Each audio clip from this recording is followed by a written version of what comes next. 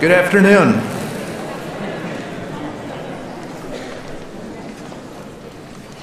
Good afternoon. I'm Robert Palazzo, and I'm the provost at Rensselaer. And it is my pleasure to welcome you to the 8th annual President's Commencement Colloquy.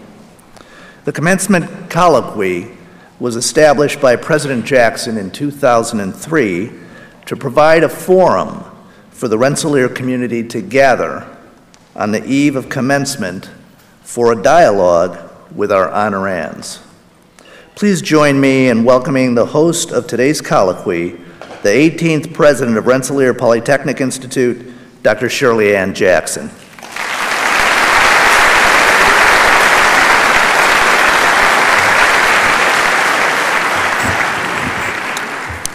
Good afternoon. It is with great pride that I welcome our 2010 graduates and all of our friends. We welcome their families, friends, and all members of the Rensselaer community and all of our special guests. It also is my distinct honor and pleasure to welcome our 2010 honorary degree candidates and their guests to Rensselaer Polytechnic Institute and to the 8th annual President's Commencement Colloquy. This has become an important, interesting, and we think inspiring tradition at this important time of transition in the Rensselaer academic calendar. And so we thank all of you for taking the time to be with us. Rensselaer will honor 4 outstanding leaders at our 2010 commencement ceremonies tomorrow. This colloquy today offers an invaluable opportunity for us to hear from them in a substantive way. They are pioneers, leaders, giants in their fields, trendsetters and tone setters, who through their commitment to intellectual rigor, scientific discovery, technological innovation, and public service have improved our lives and the lives of people around the world. As our conversation progresses, you will learn more about each. But let me begin by welcoming pioneering researcher, teacher, mentor, entrepreneur, one of the most prolific inventors of all time, the most cited engineer in history, recipient of more than 180 major awards, including the U.S. National Medal of Science, born and raised in Albany, New York, returning to his roots, institute professor at the Massachusetts Institute of Technology, Dr. Robert S. Langer.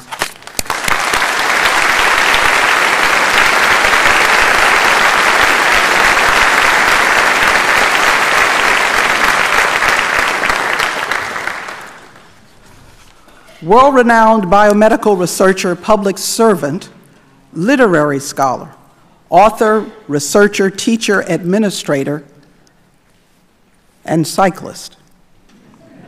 A recipient of numerous honors, including the U.S. National Medal of Science, and a co-recipient of the Nobel Prize in Physiology or Medicine, current president of Memorial Sloan Kettering Cancer Center, and soon to be director of the National Cancer Institute, the Honorable Harold E. Varmus.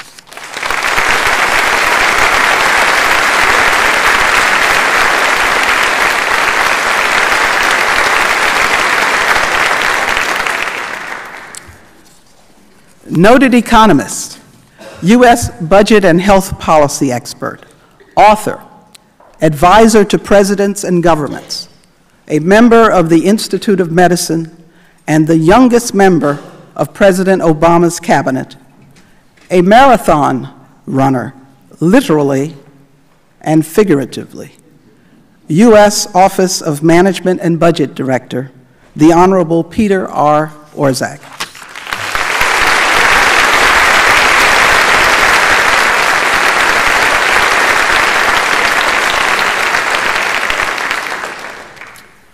Our fourth honorand is a renowned and noted astrophysicist, and so much more. A champion of space exploration, recipient of the NASA Distinguished Service Medal. He is perhaps the leading translator of science to the general public as author, media personality, blogger, and Twitterer. I think that's the right way to say it. The man at the center of the controversy over Pluto's planetary status. You have seen him on PBS. You have seen him on The Daily Show. And now he is here in Impact with us to help frame the colloquy with his views on sparking scientific discovery and technological innovation. So please join me in welcoming the director of the Hayden Planetarium at the American Museum of Natural History in New York City, Dr. Neil deGrasse Tyson.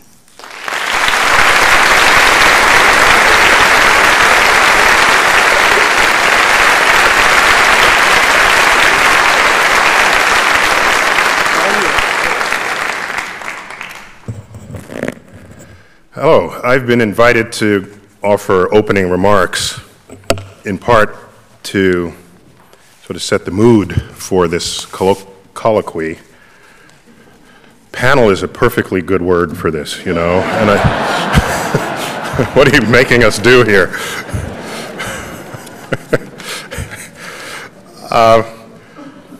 The theme of today is technological innovation, scientific innovation, how this gets nurtured, fostered, revealed, how it plays back into our economy, an economy whose strength sometimes we take for granted. And I just have some sort of brain droppings to offer on these subjects, so if you bear with me for no more than a few minutes. You know, it's easy when you see a society failing or not living up to your technological expectations. There's usually a lot of blame to go around. So people say, oh, it's the schools, or we need good science teaching, or it's preschool education, or not enough tech transfer, or not enough good science programming. Everybody's blaming somebody. And sure, you can go through that checklist. Go ahead.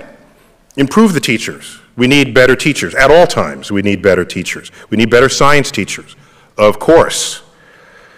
Yes, we need good preschool education, good preschool priming for what it is to enter the educational pipeline.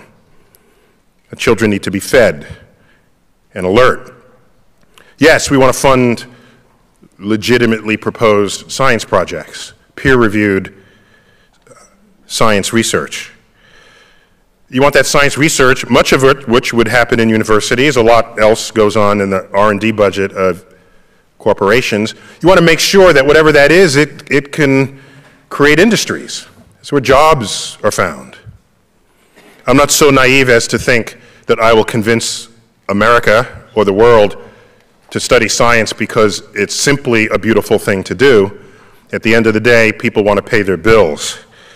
And the more they understand that innovations in science and technology enable that, the more they'll then appreciate the beauty of science, perhaps, if that's what it takes. We have agencies in America. There's the science portfolio in America. You might not have heard of it said that way, but there is. There's the National Science Foundation. For many, their first or only encounter with the NSF is the credit that NSF gets at the end of their funded educational programming, typically with PBS. You've heard of the NIH, responsible for so many of the advances in medicine that we might also occasionally take for granted, National Institutes of Health. Grants are given to universities, even to industries, where a capital market might not yet be able to value what that research would bring to bear. National Institute of Science, National Institutes of Standards and Technology. That's probably the least known of these. These are the folks who establish the standards that enable the rest of engineering and science to understand and know what it's talking about.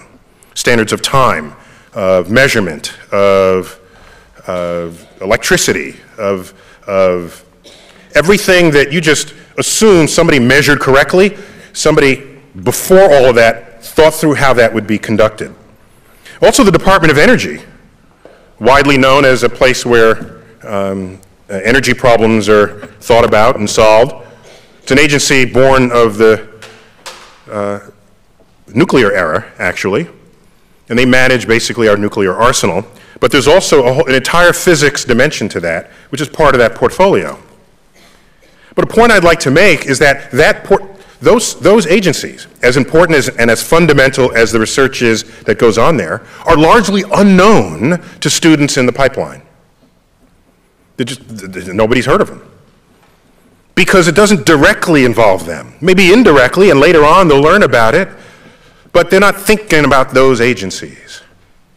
And I look at these science agencies funded by the government, and I look at what do we know about? What do we hear about? Of course, it's NASA. Period. Period.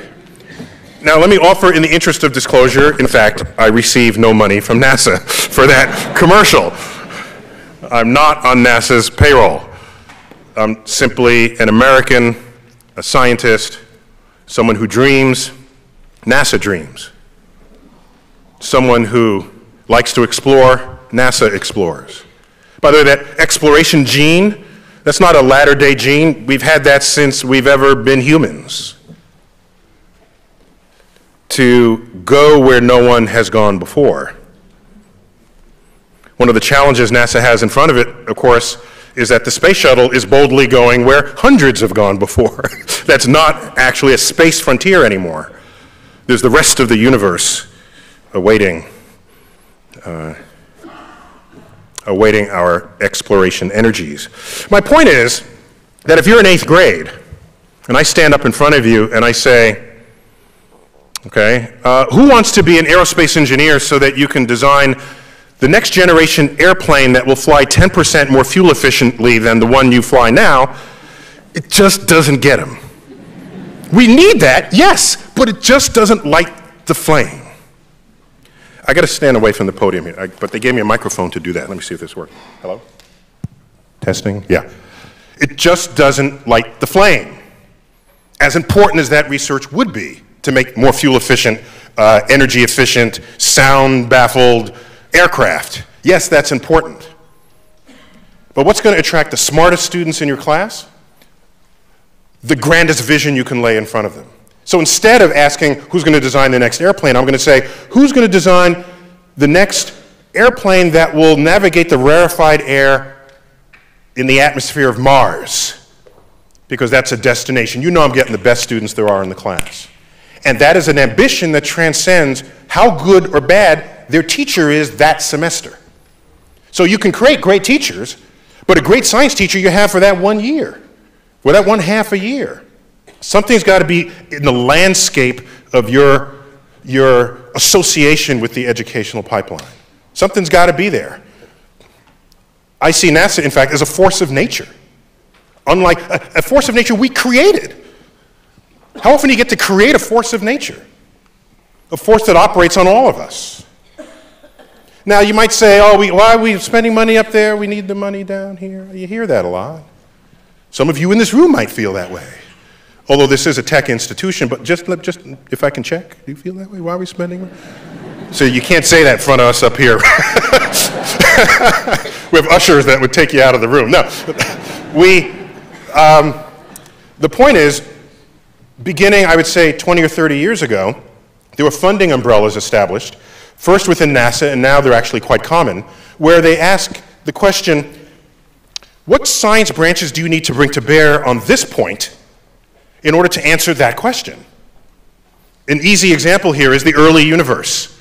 The early universe was small and hot, and I'm an astrophysicist. I can get you pretty close to that, but at some point matter is behaving badly in ways that I'm not familiar. So I have to knock on the door of the particle physicist and say, you got to help me out here. So in fact, the collaboration of astrophysicist and particle physicist is what led to our understanding of early universe physics. Thus was born the entire field of cosmology as we now know it is the collaboration of those two fields. We're looking now for life in the universe. I can look on Mars, but I don't know if I'd know life if I stepped in it. So I've got to bring a biologist with me. I'm going to bring a chemist. I probably want a geologist as we scour the surface of Mars. In collaboration, trying to ask the common question, is there life in the universe? What is it like? And what circumstances do we find it thriving? And that cross-pollination of disciplines is, in fact, by my read of history, the most fertile way you can make revolutionary advances in science and technology and your culture. You go into a hospital, every machine that's there that has an on-off switch brought in the service of diagnosing the condition of your body without cutting you open, every one of those machines is based on a principle of physics discovered by a physicist who had no interest in medicine, in a machine designed by a medical technologist. From the radiation, X-rays, MRIs, PET scans, ultrasound, the list goes on and on and on. And I'll leave you with one example before we begin our panel here. Two quick examples. I don't want to overstep my time here because I'm just trying to warm you up. Is that if I gave you an unlimited budget and you're an expert, you're a physicist and you're an expert in thermodynamics, the study of heat, and I say, here's an oven. It's just flame at the bottom, that's all it is, in an enclosure. And I say, can you build me a better oven? And I give you an unlimited budget, $1 billion to build a better oven. All right, so you might build one where there are probes that check the temperature, that take radiative readings of the turkey, that you might invent a convective oven, which of course we have today. You might make a more efficient enclosure. You'll do all kinds of things. You know something? No matter your budget, if you come to that as a thermodynamician, you will never invent a microwave oven because it is based on principles and foundations that do not issue forth from thermodynamics. It's an entire other branch of physics that led to the fact, to our understanding that water absorbs microwaves. In fact, it comes from World War II communication technologies, not from people who were working in the kitchen. And so it's this cross-pollination that transformed that item that we now all have in our kitchens and take for granted. One last point regarding NASA. The Hubble telescope, 1990, was launched. We're coming up on the 20th anniversary of that launch. It was launched, had a bad mirror, you remember that. Had the wrong shape. It was a perfect shape, it was just the wrong perfect shape, all right? Just so you know. It's not like it had bumps and wiggles, it was a perfect shape, the wrong perfect shape. For 2 or 3 years, data were coming back with fuzzy stars. What do you do while you're planning the replacement mission? What do you do with this? So you just don't sit and twiddle your thumbs, you work the best you can with the fuzzy data. There was a tech transfer grant given by the National Science Foundation to explore what would happen if the tools you use to analyze those images could be used in the medical community. So here are these fuzzy images, and we're trying to find the stars in this crowded star field. And there they are, you found them, there it is, I know it, we're good. The software that was developed to analyze those pictures, turns out, is exactly the kind of software you need to analyze a mammogram for the early detection of breast cancer. And to this day, there are women alive today from that early detection, from an algorithm conceived simply to make lemonade out of lemons from bad images that came back from the Hubble telescope. You can't script that. You can't. But it goes on all the time, provided you have the right umbrellas strategically placed to enable innovations that are not just incremental advances on what we know, but revolutionary advances. And when you have a force of nature, such as NASA, you have tech transfer, all of this cross-pollinating, you can reinvent the future that we always thought we'd be living today, but in fact are not. Thank you.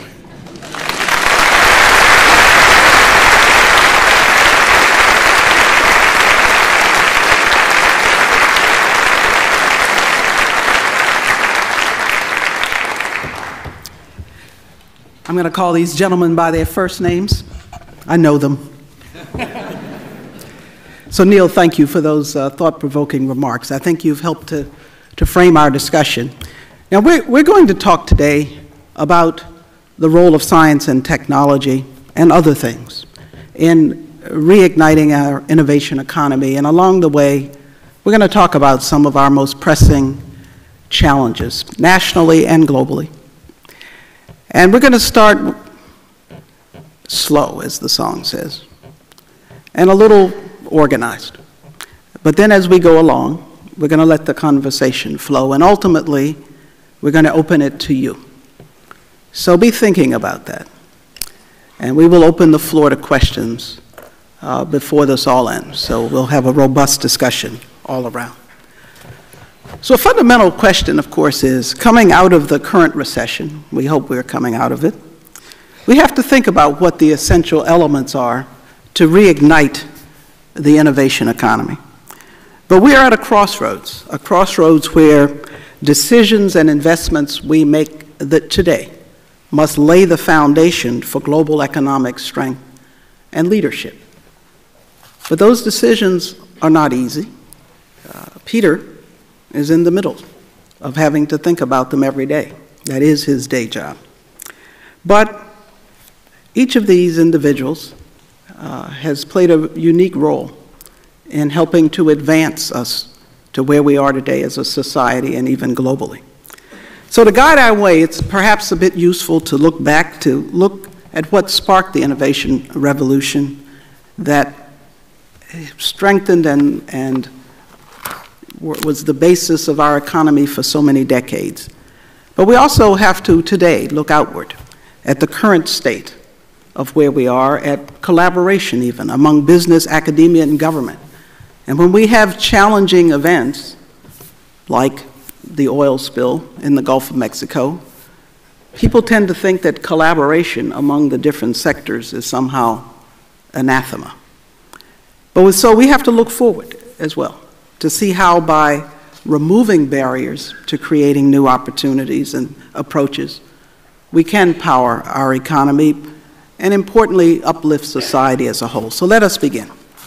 So Bob, needless to say, you are a prolific researcher, inventor, innovator, and entrepreneur, a pioneer in tissue engineering and drug discovery, and that's probably putting too narrow a box around what you do.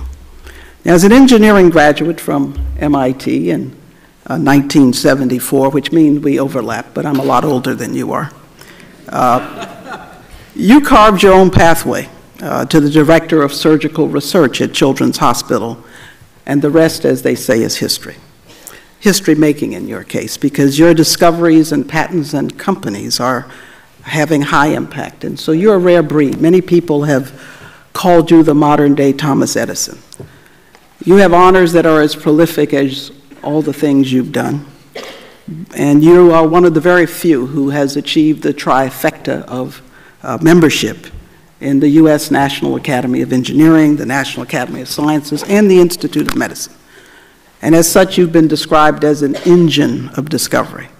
So as we think about how to spark discovery and innovation, as Neil has so eloquently spoken to, talk to us personally about what it is like at that moment of discovery, at that moment of awareness that you have made a transformational breakthrough. How do you know that? And then tell us what keeps you motivated along the way, because as prolific as you are, real important things are hard to come by sometimes. Well, thank you very much. So maybe just to give an example of a long time ago of something that I was involved in. So when I was actually after I graduated from MIT, one of the problems I began working on was, could we find a way to stop blood vessels from growing in the body? And this was work I had done with Judah Folkman, who was my... Why do you want to stop blood vessels from growing in the body? Because if you could do that, maybe you'd have a new way to stop, to treat cancer. Right. Amongst other things. Also certain types of blindness, like macular degeneration. So that was that was something that we wanted to do. But one of the challenges to do that was to have a way to isolate and to test these materials. And so what I wanted to do was to develop what we call a drug delivery system, little microspheres or nanospheres that could take these substances and deliver them for some of the tests we wanted to do. And the problem was, at the time, people didn't think that these kinds of substances could get through plastic, could get through polymers. So actually, probably the only good thing going for me was I didn't know that. But at any rate, what you do, I'm an engineer, and so you do a lot of empiricism. I probably did about 200 different experiments trying all kinds of ways to get this to work, and all 200 failed. And so then, but I had this test that I was working on. I'd take these little pellets, I'd put them on a microscope slide, and I'd have a certain way of putting dyes in there, and I'd put what I'd call an enzyme in the little microsphere, and if the enzyme came out, it would change color. I mean, but the problem is that it never changed color from almost everything I did for more than, say, an hour or two. But then finally I had another idea how to do it, and this time what I would do is I'd keep taking the microscope slide after an hour or after a day, after another day, and this was, like I say, after 2 years of frustration. But finally, when I tried it this way, every day it kept changing color, so that, even over 100 days it kept changing color. So that meant it finally worked. And when you see that's a, terrific feeling. You feel like, boy, you've solved a problem, you've made a discovery. And over time makes you feel good too, because you see it helping people, doing the kinds of things that you said, Shirley, in terms of creating new opportunities for products and helping people's lives.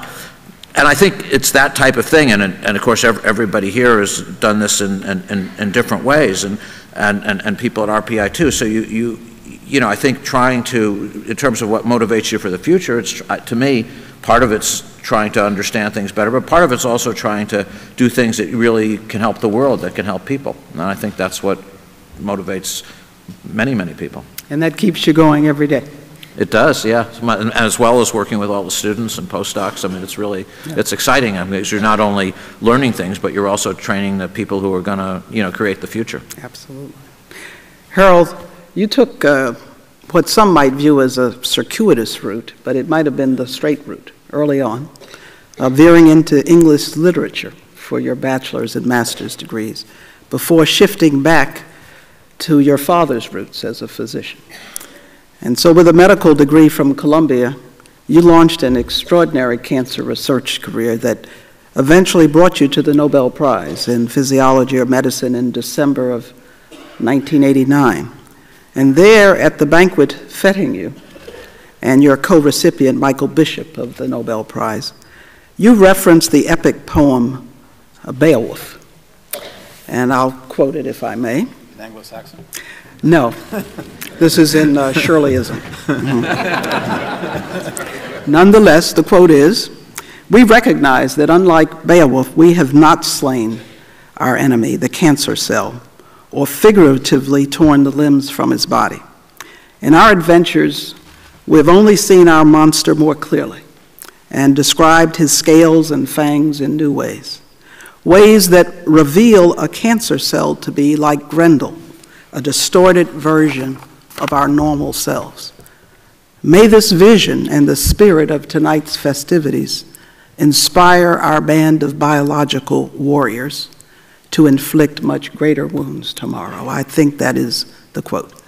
Now, you have done as you had hoped that night in your work in the lab at UC San Francisco and leading the National Institutes of Health and now the Memorial Sloan Kettering Cancer Center. You've collaborated with other biological warriors to push the boundaries of global health research and cancer research specifically. And so as you return now, as you're about to government service to lead the National Cancer Institute, can you talk to us about what inspired your focus on cancer research and what held you on that path all these years? And tell us where you see new opportunities to inflict even deeper wounds. Well, in the interest of saving some time for my colleagues, I won't answer all of those questions in excruciating detail, but I think it might be important in light of what Neil said at the beginning, just to point out that my turning away from English literature and then the practice of medicine to do research was not actually initially motivated by some interest in controlling cancer. It was motivated in part by a desire to avoid serving in an army that was then fighting in Vietnam, to work with a public health service at the NIH, to become skilled in the tools I would need to become an academic physician. And initially, my first couple of years there, I was not working on cancer. I was studying a problem I knew nothing about when I signed up for the Public Health Service. It was a problem, a somewhat esoteric problem that was embedded in observations made about how bacteria ingest sugars. I'll leave it at that. But what was dramatic about the experiments we did was that, first of all, we were able to use newly emerging tools that allowed us to measure individual genes and whether they're turned on and off, to study a problem of human endocrinology, namely how a very important regulator called cyclic AMP works in a bacterium, Escherichia coli, which many of you know about because it's the cause of a lot of problems, and it's a normal inhabitant of the gut, but occasionally causes disease when toxic forms are found in foods. But I learned from that model systems are incredibly important. Along the way, I was taking some courses at the NIH, which then was basically a graduate school for doctors like me who knew nothing about research but were interested in doing it. And I learned that while cancer was obviously a huge problem in public health, there really weren't many available tools to try to understand cancer and its fundamental aspects. But I learned in this course that one thing that was out there that was very tempting was a set of viruses that are found in animals, viruses that have very few genes, unlike human cells, which we now know to have something just above 20,000 genes, but we then thought, not knowing much less about the human genome, might be even 100,000. But these viruses, with their very small repertoire of genes, were able to change a normal cell into a cell that behaved like a malignant cancer cell. And these viruses were a tool, not unlike the tools I was using to study the control of gene expression in bacteria. And believing that model systems work, I then jumped on these viruses as tools to just explore what a cancer cell might be, not to try to figure out how I'm going to cure breast cancer, which my mother had died of, or anything else, but just to try to understand. And that proved to be very fruitful because there was a single gene in the virus of chickens that we chose to focus on. That gene was found in a slightly different, importantly different form in normal cells, and proved to be the harbinger of a whole class of genes that we now know to be critically important in human cancer when they undergo changes. Now, I don't take any responsibility, much as I'd like to, for the many things that have happened as a result of that fundamental change in the way we think about cancer. That is, the cancer might arise from our normal genes, which do good things for our growth and development, but as a consequence of mutation, can make a normal cell behave very badly. But this community is large, and it's vital, and it's, like the rest of us, inspired to study this very intriguing problem, especially now that the tools are so much better than they were 25 or 30 years ago. And now we know many of the damaged genes in virtually all the important cancers. We're learning the rest of them. There are drugs that put these cancers under control so that in at least some cases we can give a drug to a person for a lifetime at great expense, Peter, and I know you're noting down to say this is driving up healthcare costs, and I agree with you, and we'll come back to that. But from our point of view, we have to say, we'll work with the OMB and the economists and the medical care providers and try to figure out how to pay for all this. But when you can really save lives, you've got to do the research that brings you there. Well, we're going to come back to this question. We're going to solve it? We're certainly going to discuss it. Good. Okay. Now, Peter, most people would just get tired thinking about or talking about everything that you do. And I'm not going to go through your resume because we're going to talk about that a lot of times this weekend.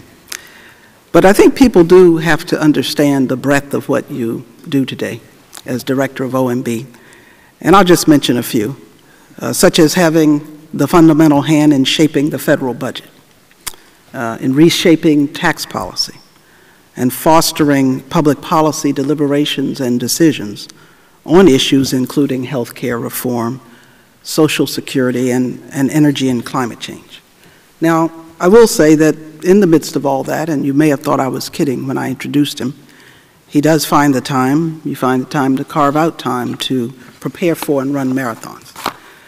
Now, you come from a very distinguished family, and I had known about your father in particular, a noted mathematician, but your mother as well, a business owner in a science and technology linked area, by the way. And so they no doubt had a hand in shaping the focus you had in economics. And perhaps your siblings helped to foster a bit of competitive drive. But, so is that what put you on your path? What put you on your path? And what draws you in particular to public service? Because you've done it more than once. I think first of all, my father went to MIT. I hope we won't hold that against him. Well, since I'm an alum of MIT, Bob Langer, it's okay. I think you're in good grounds. Okay. You're in good grounds. Princeton I'm is not an another alum question. of MIT. It's Princeton that's suspect. Yeah. I think I was always very attracted to the combination of mathematical rigor and real-world applicability.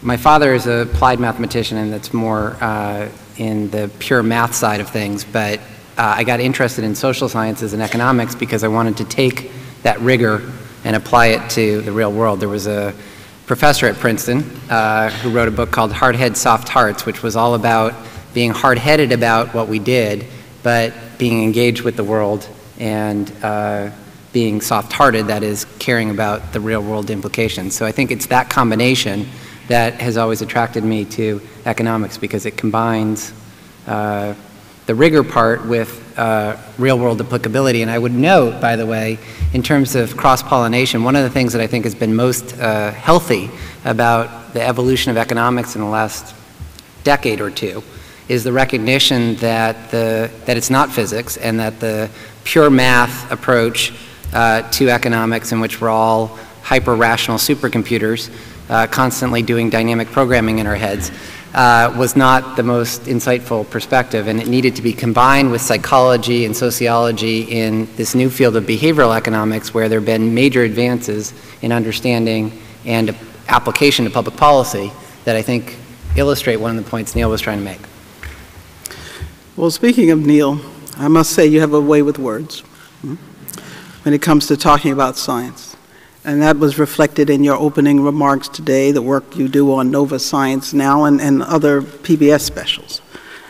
And you even have gone as a scientist to The Daily Show, commercial radio, books and articles, tweets. Now, all of this is not easy to do. The question is, how do you do that? But relevant to our discussion today, how do we bring more scientists and engineers themselves into the public discussion of science and technology issues, even the importance of it, in a way that they are heard by the general public? And does the scientific community itself need to change the way it talks about science? I have an hour to answer that question. Is that what you're saying? No, about 30 seconds. All right. I'll try to be brief. I'll give an example from my life, but then extend it to what I think should be the pathway that colleagues of mine should be taking. When I first took office at the Hayden Planetarium back in 1995, the first planet outside of the solar system was discovered, and that was a page one story. And our interest in other planets is not simply because in my judgment, is not simply because another cosmic object was discovered, but because when you hear planet, you think life.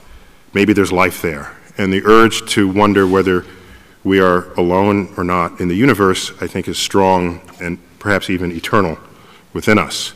And so NBC Nightly News sent a camera crew to the planetarium. I was less known then, so they just simply wanted a comment from the director, who happened to be me, rather than from me. And so I'm there, and they said, well, how did they discover this planet? And I'm describing the method. It uses the Doppler shift on the light of the host star, because a star and a planet don't orbit. A planet does not orbit simply the host star. They both orbit a common center of gravity. And the more massive the planet, the more the host star responds to it. Now, you can't see the planet. It's too dim in the glare of the star, but you can see the movement of the star back and forth. You can measure that. With high precision electronics, you can measure that. And so I'm giving this description, describing the Doppler effect. And I was just said that the planet, the star is not wobbling as a word that it worked its way into those news accounts. I said it's really jiggling, all right? Just so that we have accurate vocabulary. And so I deliver the, and this was taped in the afternoon. I go and call everybody. I'm going to be on like the evening news tonight. And there it was, up came the story.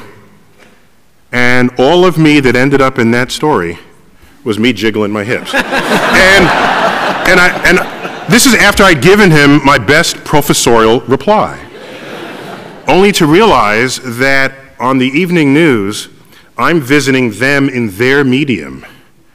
They're not visiting me in my medium. And so, therefore, I cannot require of them to deliver my lecture to that audience in that format. I have to put in some kind of brain effort, if I want to be successful at that, to understand what it is they want and need. So at the end of the day, I went home, told my wife, look, this is what happened, okay? I gave them all this, they used that. And so I had her sort of bark at me words, phrases, concepts from the universe. You know, Saturn, black holes, quasars, Big Bang, asteroids. And with each word, I would look in a mirror and work on a 4-sentence soundbite that captures some understanding of the idea or concept, say something tasty about it, so that if you hear it, you might want to tell someone else, and maybe something fun and humorous if possible, but not, I don't require that of the comment. But if you can go there, great. So I did this. Then when they came back for other discoveries, I'm working it, I'm saying, black holes, avoid them at all costs, right? Black hole, you know, the gravity really strong, light doesn't come out, you fall in, you don't come out, it's black hole, you know? So you get it, and they kept coming back. And I realized that it wasn't that much effort for me to think this way, yet my colleagues somehow denigrate the very exercise of translating content that they study and write research papers on into something packageable for the public, by the way, who pays for this. Yes, I know you think you pay for it, but of course, it's we pay for it, okay? At the end of the day, you and the president work for us, all right? And so, so you ask, so that was my way of saying, if I'm called to do this, I might as well be as good as I can at it. And it simply comes down to understanding the medium in which you're about to be immersed. And I do that for the sound bites of the evening news, and it's a whole other separate brain exercise for me with Jon Stewart and Stephen Colbert.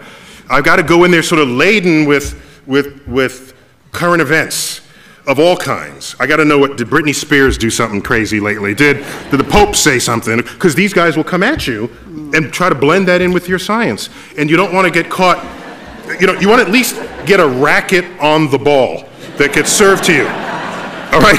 Otherwise, you just go, so these are, if you're called to it, you should do it, and most of the science that we do is tax-based funded, so that is not simply a good thing to do, it's our obligation to the general public. So Peter, you know, there was a little bit of a...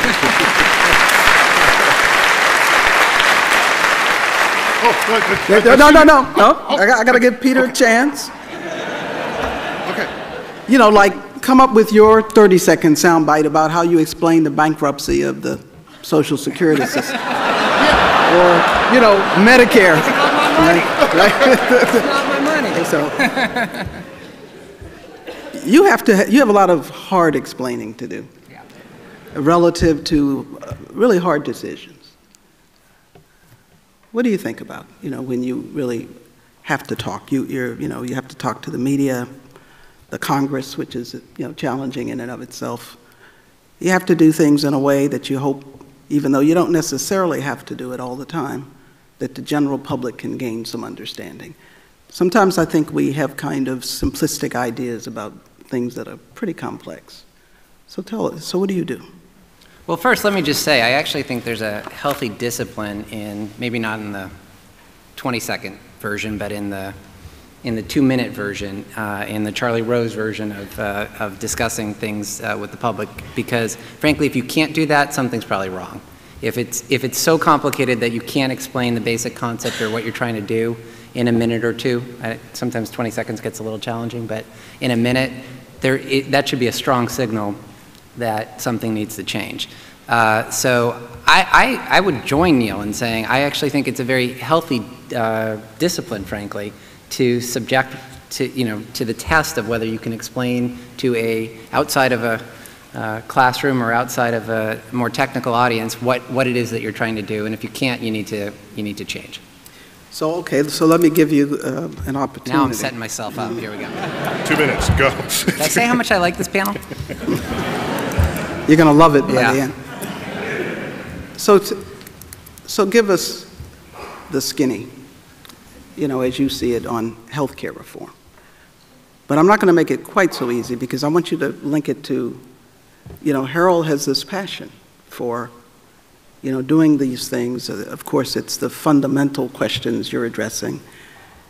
But also, as you said, if you know something can help someone, we should develop it and use it. And you're in the business, Bob, of really thinking about the translational pathways. By the way, I always say you have to have strategic focus, idea generation, translational pathways, and you have to have capital, financial, infrastructural, and human capital, which is the business I'm in, human capital development. So let's start with something here that's really substantive. Talk about healthcare reform, what it's meant to do, but then talk about how it relates to what Harold loves to do, and how it plays back into economic decision making. And I know that's not trivial, but this is not meant to be a trivial discussion. And I'm going to come to Bob. Give me a chance to come back here because I am. That's how this is only getting it started. I don't know that we're going to disagree as much as you think, but let me. No, it's not at all. But I think it's an important linkage down the pathway that people need to understand. First, let me just say that clearly medical advances can lead to significant improvements in human health, although I would also point out, and I hope we can come back to this, perhaps just as importantly, if not more importantly, are diet, exercise, the social norms of those around you, et cetera, et cetera, et cetera. So I hope we can come back to that point.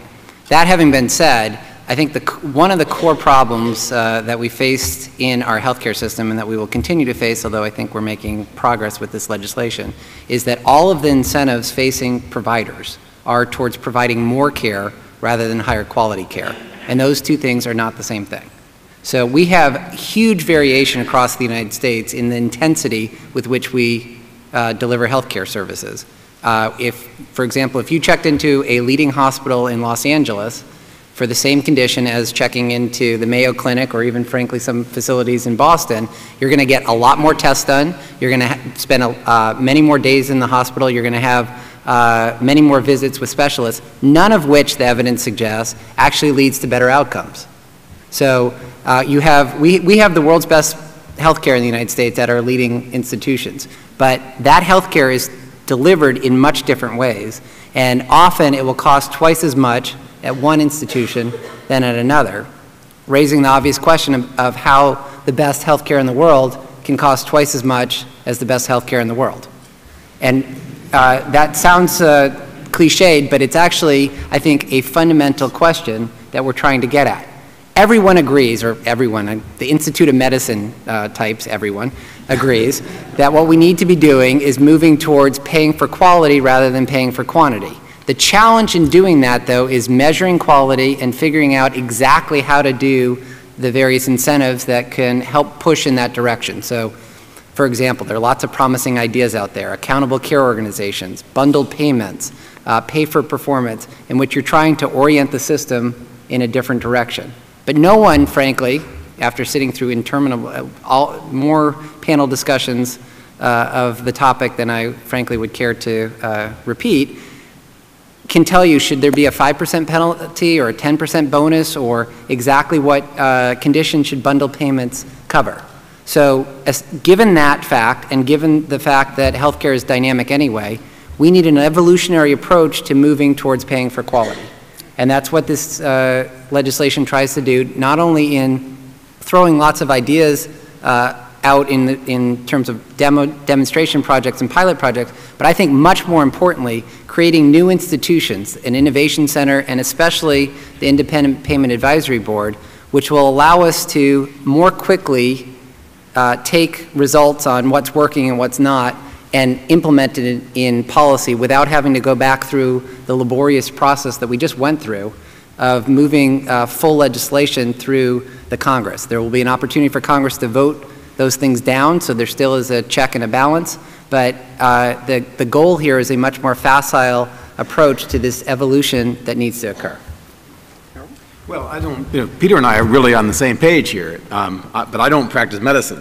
What I do is research, and often, very often, too often, the research that I and my colleagues do ends up being translated by pharmaceutical companies, which are spending a lot of money on the research that's required to bring a drug to market, to make products which may offer some, but not a whole lot of benefit, and are often priced at extremely high levels. And those are problems we just haven't solved yet. But we can't take away the incentives to develop these drugs, because otherwise they won't get developed. And frankly, while I agree entirely with Peter about the importance of prevention and behaviors and all those things as means to live stronger and happier lives, I'm not a bike rider just because I like bike riding. I know it's also good for me. But there's not a market for that, except perhaps the bike manufacturing industry.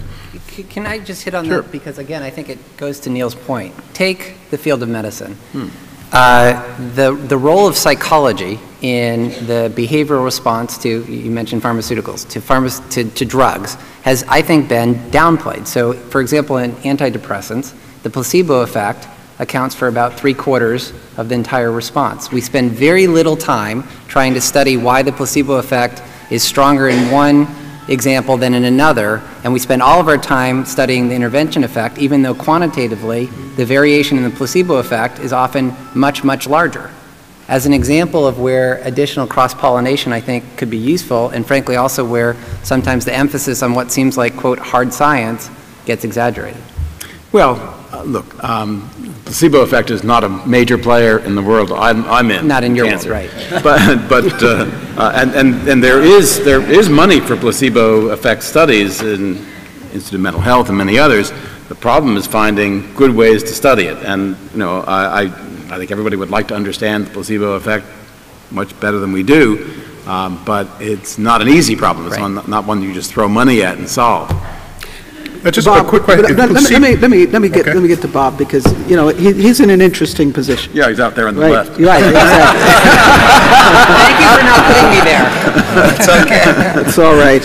We're all in this together. Bob,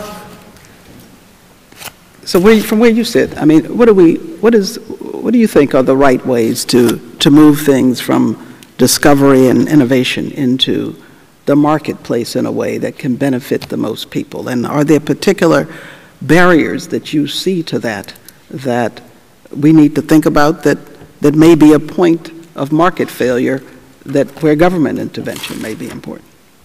Well, I feel in general we've done a pretty good job on that, at least in the area. I mean, not that we can't do better, but at least in the areas that I've seen. I mean, I think what's happened, over the last 20, 30 years is there's been, I think, significant government funding for, for basic research like out of NIH and NSF and NASA and other places. I think the universities have been, in this country, terrific at,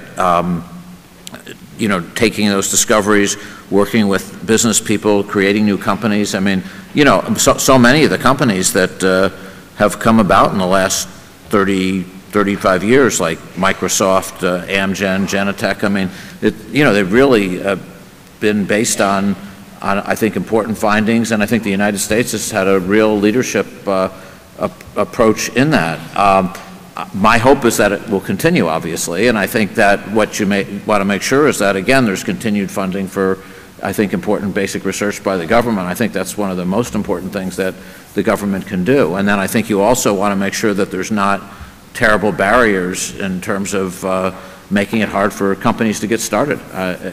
But I think really the United States has done, in my opinion, a wonderful job overall in the last 30 years or so.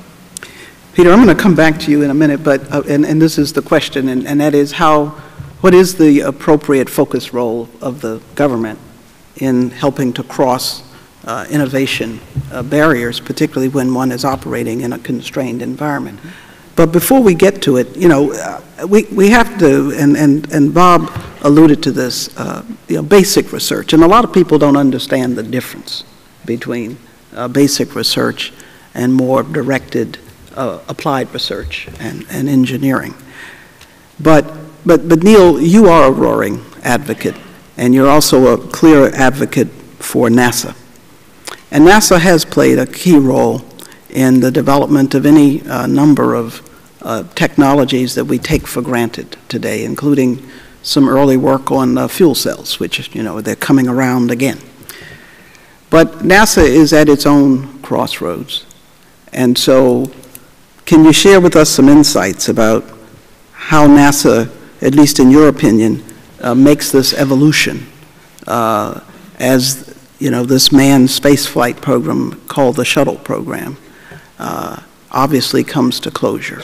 What is the next natural evolution in NASA's mission as you see it? That's a very important question. And one of the signs that an agency is beloved is that everyone is fighting over what the future of that agency should be. And so there's no shortage of ideas that various people have. Some have business interests in one outcome or another. Sometimes they're not as candid about that fact. But nonetheless, there's deep concern and care. What's clear, if you look at the 1958 Space Act of NASA, it mandates that NASA advance a space frontier. And in the 1960s, going into low Earth orbit was a space frontier. What would it be like if you're weightless? How do you dock? How do you spacewalk? Well, we're there already. We've done that. And so here's the problem. The public now continues to think of orbiting the Earth as space. But if you actually do the math, and if you take the Earth, shrink it down to like a schoolroom globe, and ask, well, how far away are things on that scale? The Moon would be 30 feet away. Mars would be a mile away, and the space station would be orbiting 3/8 of an inch above its surface. And this is what the shuttle has been going back and forth to. So the space station, an extraordinary engineering achievement, but for me it's less of a space frontier achievement. And so in the transition that we make, we need to recognize that advancing the frontier is not simply here's a spin-off or here's the fuel cell and here's, Tang is famously associated with, or LASIK surgery, for example. That was the laser docking mechanism that brings two orbiting spaceships together, is now used so that they can cut your eye without missing. All right, this is a good thing. So they're spin-offs, but the spin-offs, that's not the case I want to make for NASA. The case I want to make is that when we're advancing a space frontier, it changes the zeitgeist of your culture, and you start dreaming about tomorrow.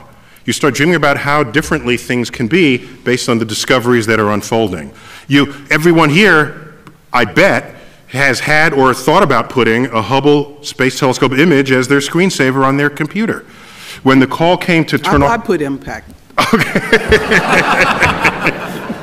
When the call came to not repair the Hubble telescope, the loudest voices were not even the scientists, it was the general public. The public had taken ownership of a scientific instrument. So when I see the future of NASA, I'm not concerned so much about one launch vehicle or another. I'm concerned that it continues to maintain a vibrant push into the frontier, which is a stoking force of of interest in the science, technology, engineering, and mathematics disciplines for kids in the educational pipeline. Without it, they all become investment bankers at the end, you know, well, and use their brilliance to invent derivatives instead of something else about how we understand the universe. I think you're trying to stick it to Peter again.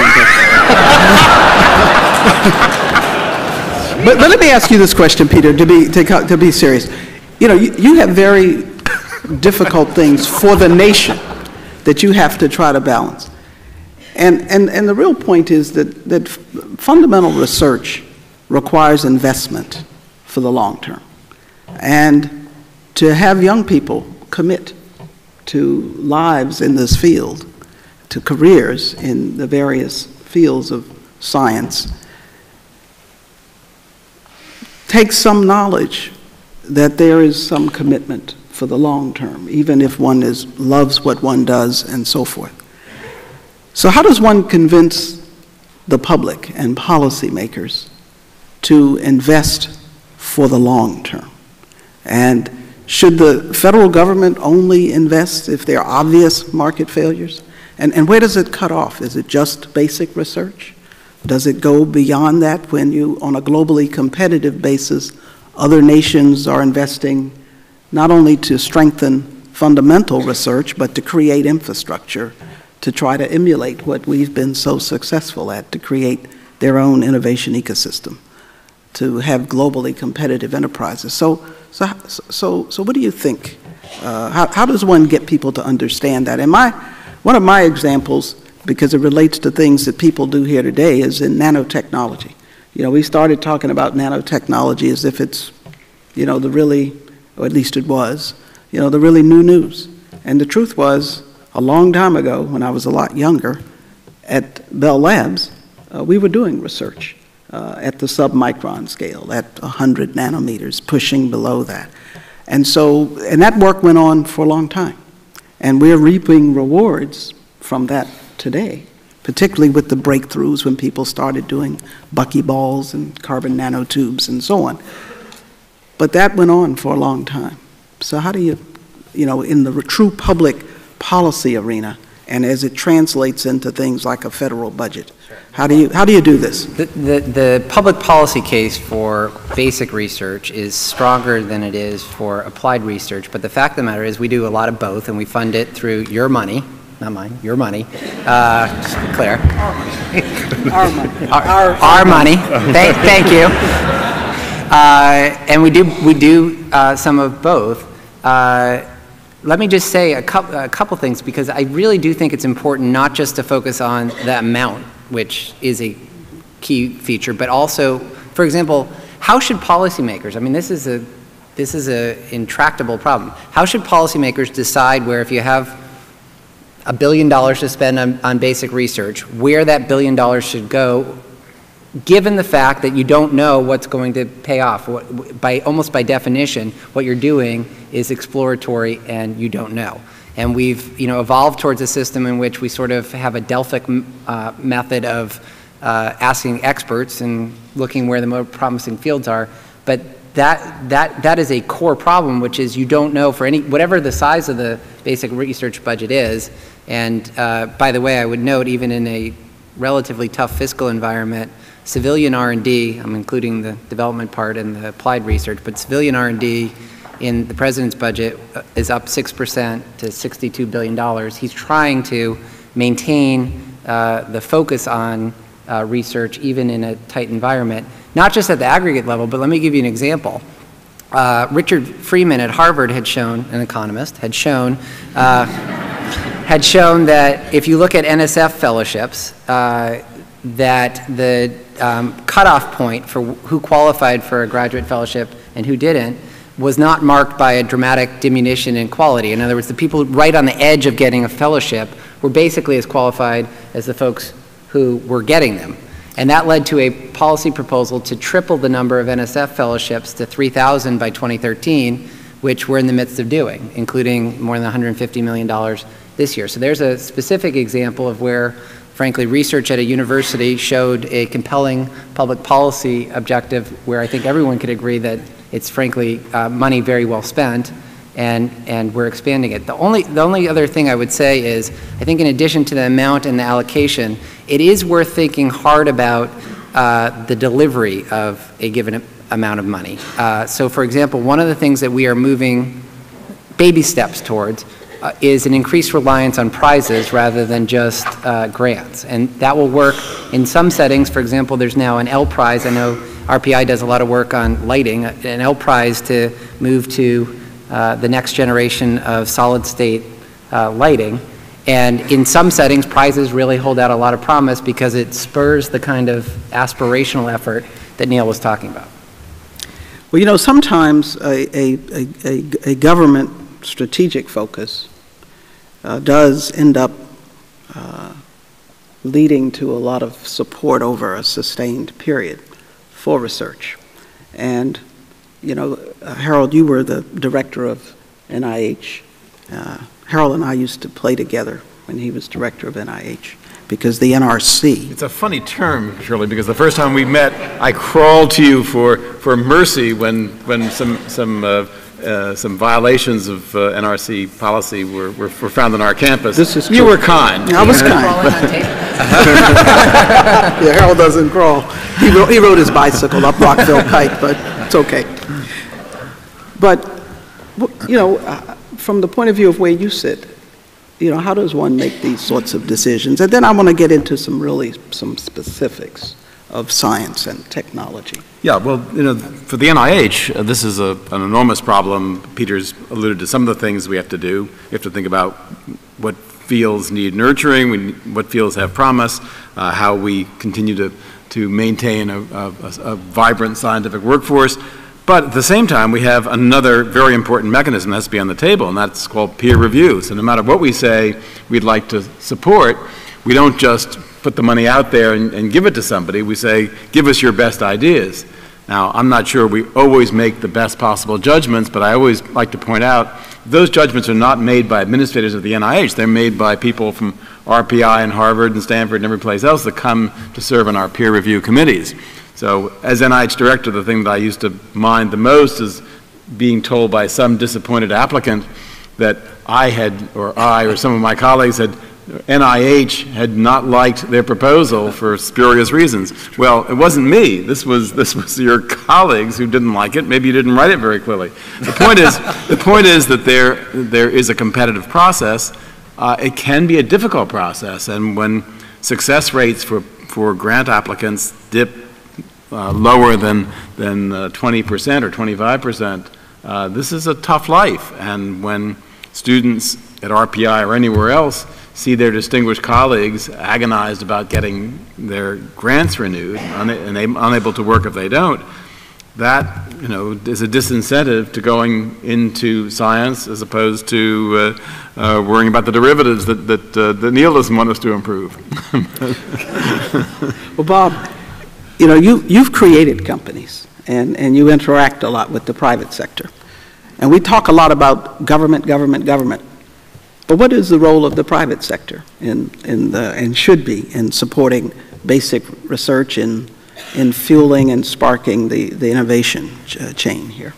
Well, I think companies, I mean, it probably very much depends on which companies, but I mean, to me, startup companies, at least the way I see them, basically take a lot of the basic research that happens at universities and they develop them into products. Sometimes also they will fund things at the universities as well. I mean, so they license patents and they do fund things. So I think that the private companies have, you know, in fact, it's interesting when you go to these small companies. It's funny, sometimes when I go to the big companies, they have these rules like if it's after 4:45 and you want to leave, you have to get like an escort.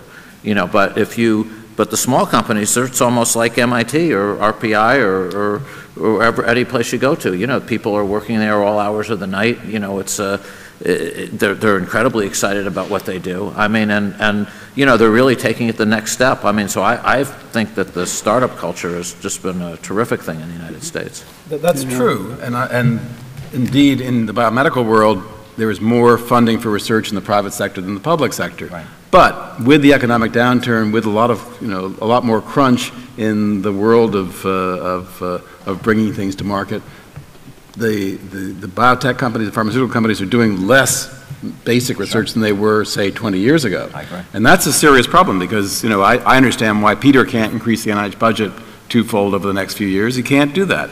You know, it is the seed corn. It's the stuff that's going to make a difference to us 20 years from now. It's unpredictable, and you really can't expect people in the private sector who are, you know, being watched by their venture capitalists for something to meet some milestone to engage in stuff that doesn't. Right, and I agree with that. In fact, and actually tied to what you're saying, are that the costs continue to go up. I mean, from regulatory concerns and clinical trial concerns and lawsuits and things like that. So, I mean, I agree with you. I mean, I think that's a real concern. Peter, before we go on, can you just explain to people OMB's role in regulation? Sure, but before I do, I think if Neil wants some investment advice, find those large companies where 4:45 p.m. is after hours and sell them short. OMB. I think they wouldn't have a hard time doing that. OMB, we play three main roles. We put together the president's budget each year, which is submitted to the Congress, and then Congress will fiddle with it a bit and embody that in appropriations bills. Second, we are responsible for reviewing regulations. So, for example, if the Department of Energy has a regulation and say EPA has a regulation, you'd at least want them to have a consistent methodology. So, for example, discount rates, how you're valuing the future relative to today, or what the value of life is, which unfortunately sometimes has to be embodied in benefit cost analysis. You'd at least want some consistency across the agencies in how they go about doing what they do. And then finally, we are a coordination body, both on regulations and budget, and frankly, for example, testimony and speeches and what have you, because often Secretary X will be charging off in that direction, Secretary Y in this other direction, neither of which are the directions the President wants the administration moving forward toward. And so we have a role in coordinating across the agencies, which often make us even less popular than I am on this panel. Well, Peter, I love you so. Thank you. While I still have you on the floor, as it were, talk to us about the White House initiative, data.gov, and what is it meant to do, and how might it spark innovation? This is a great example of transparency in action. So data.gov, and frankly, I just came from a briefing where Professor Hendler here at RPI was telling me about the collaboration that we have been doing with RPI, and I was quite pleased to see that Professor Hendler's view of the matter was consistent with the briefing I had gotten in DC before I left. So this is good. Data.gov is about putting out data that the federal government already has in a more transparent way. So we are pushing agencies to publish online various data sets that they have. Over the past year, we've gone from under 50 data sets to more than 250,000 data sets available through data.gov. And what institutions like RPI and the work that Professor Hendler and others are doing are now taking those data and writing apps and other things off of them so that you can use and mash data, mix and mash data in different ways. So I got briefings from an undergraduate here, for example, who was looking at data that EPA put out on ozone concentrations and comparing that to other variables that were also publicly available, but that frankly were difficult to combine before you had a resource that put out the data sets in an easily interchangeable way. And I think it's one of the things. They also pulled up instantaneously the White House visitation records and showed me my own records. My fiance is here. She showed up many times, actually, for whatever it's worth. That's another example of transparency and the way in which new technology, in this case, frankly, the internet, is being used to advance our understanding so that you can instantaneously find correlations and other factors that would have been very difficult to unearth even 20 or 30 years ago. Thank you. Well, the reason these data sets can be put in a format that people can manipulate and understand more easily is being driven by work here on the Semantic Web. And that is work that Professor Jim Hendler and his colleagues, Deborah McGinnis and Peter Fox, also professors, have been developing. In fact, Jim is one of the co-inventors of the Semantic Web with Tim Berners-Lee. So we're pretty proud of that work. Now, Neil, we talk a lot about space, but let me talk about something that's relatively earthbound, because you're just back from working on a segment on Nova Science Now focused on the electric grid.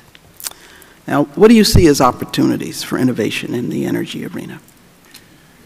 Well, I try to think big about coming from the universe. It's a compelling,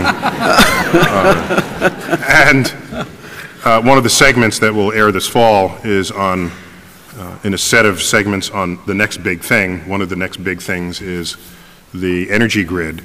Now, in this context, I'm a reporter of that information, not a participant, so I just want to clarify that.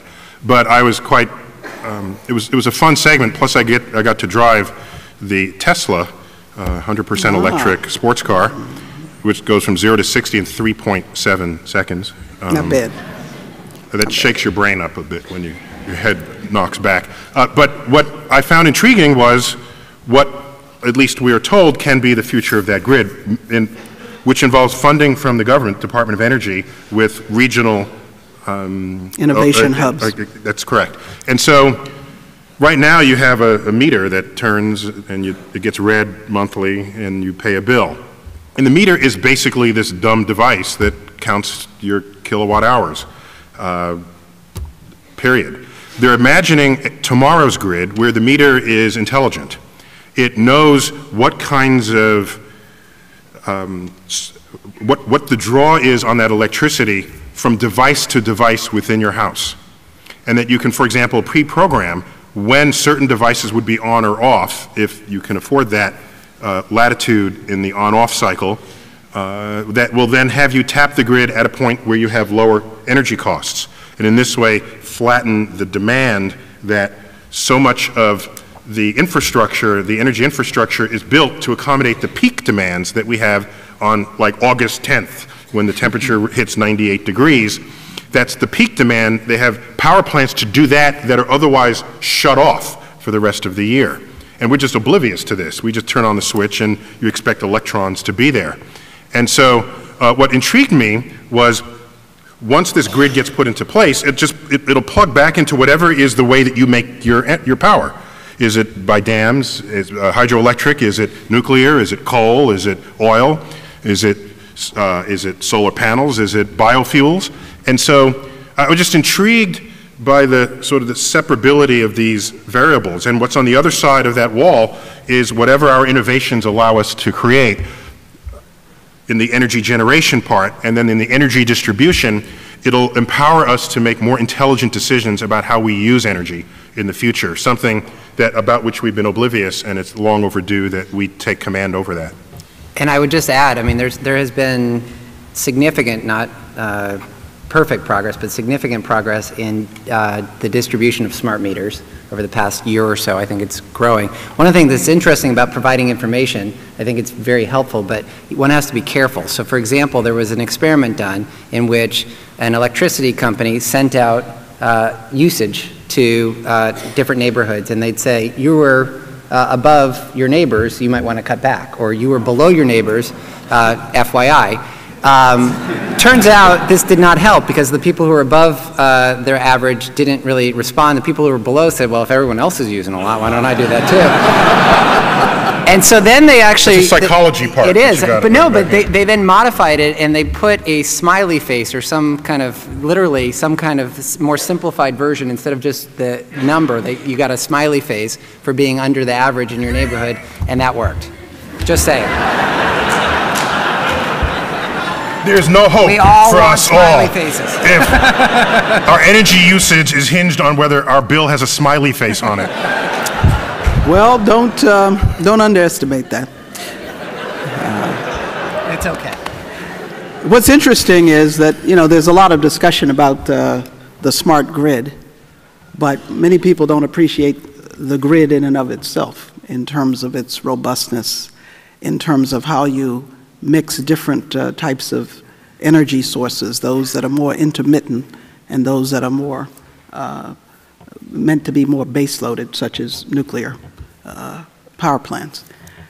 And there's been a lot of work in recent years with putting different kinds of control systems into nuclear plants, digital control systems, to have them be able to do some load following. And this was something I had to think about as chairman of the NRC in terms of stability of the grid and so on.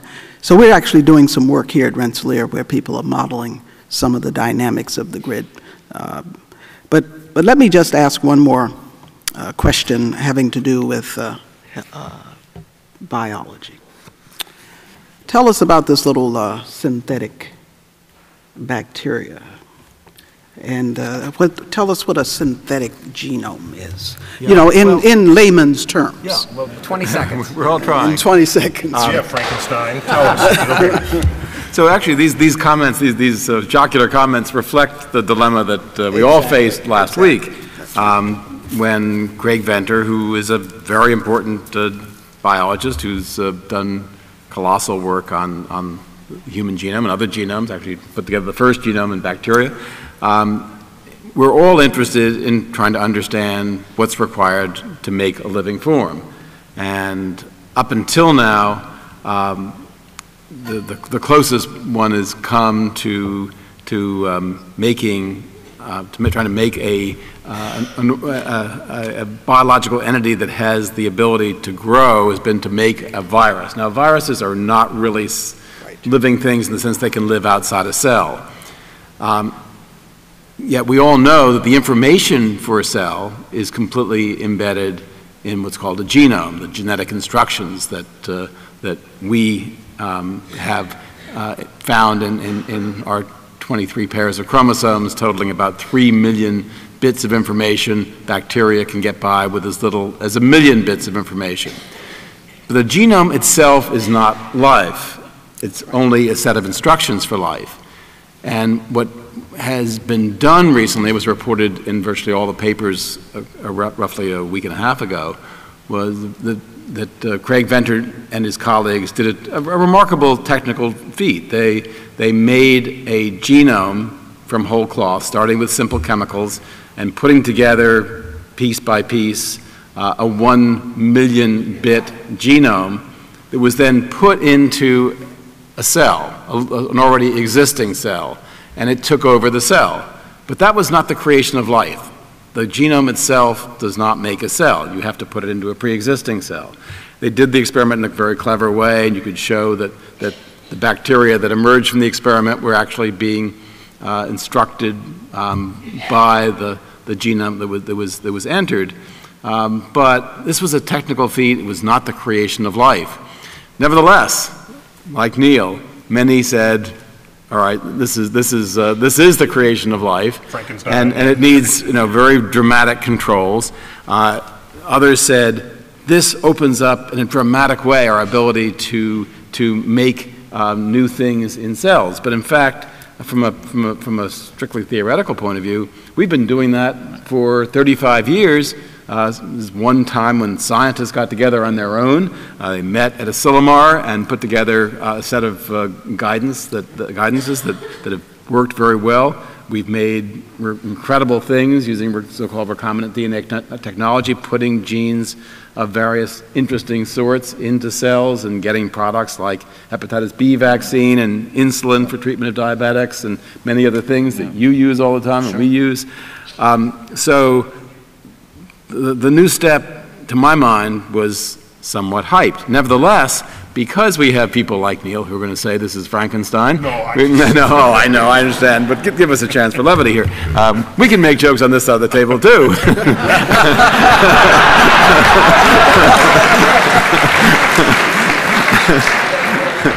So my jokes are accurate.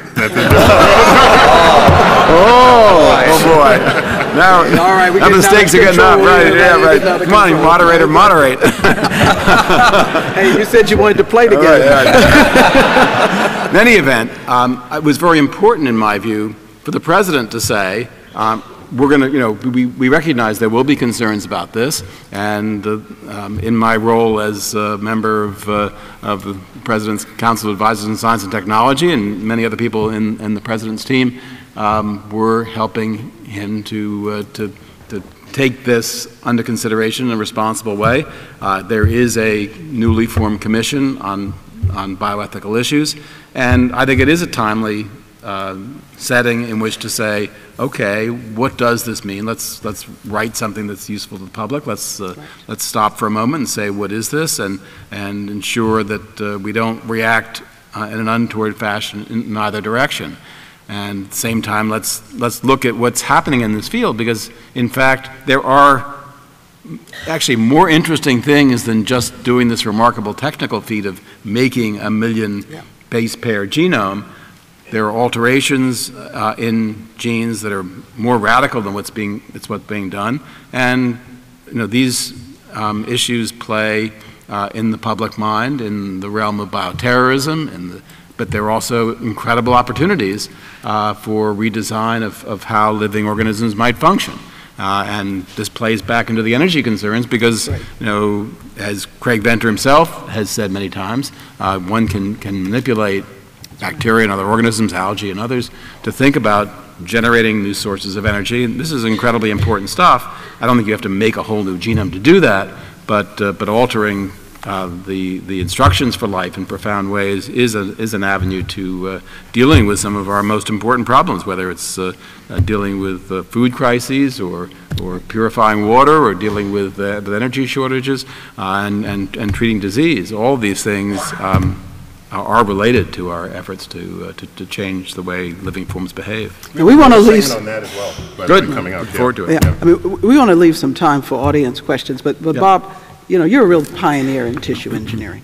You know, what does this mean in terms of the kinds of things that you do?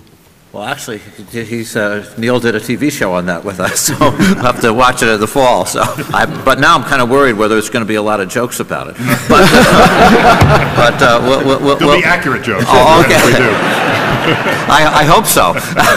But the whole idea of tissue engineering and regenerative medicine involves, you know, taking mammalian cells, sometimes combining them with plastics or polymers, you know, and from a practical application, already we're seeing where you can now, say, create new skin for burn victims, but the hope, and there are studies in animals on this, and in some cases in humans, on trying to make, say, new cartilage, which could help runners or maybe bikers, I don't know, and new bone, new spinal cord, new corneas, I mean, almost every part of the body. So the hope is that as time goes on, and again, a lot of this will take many, many years and a lot more research, but the hope is that there's so many situations where, you know, drugs really can't do something. You know, somebody dies of liver failure, you know, and some of the other things I talked about, that tissue engineering and regenerative medicine could really help solve those problems someday. So hopefully it has a lot of promise. And that TV show will go over it, right? I'm going to come to you, Peter. Now, Harold alluded to this, and he talked about the formation of a bioethics panel.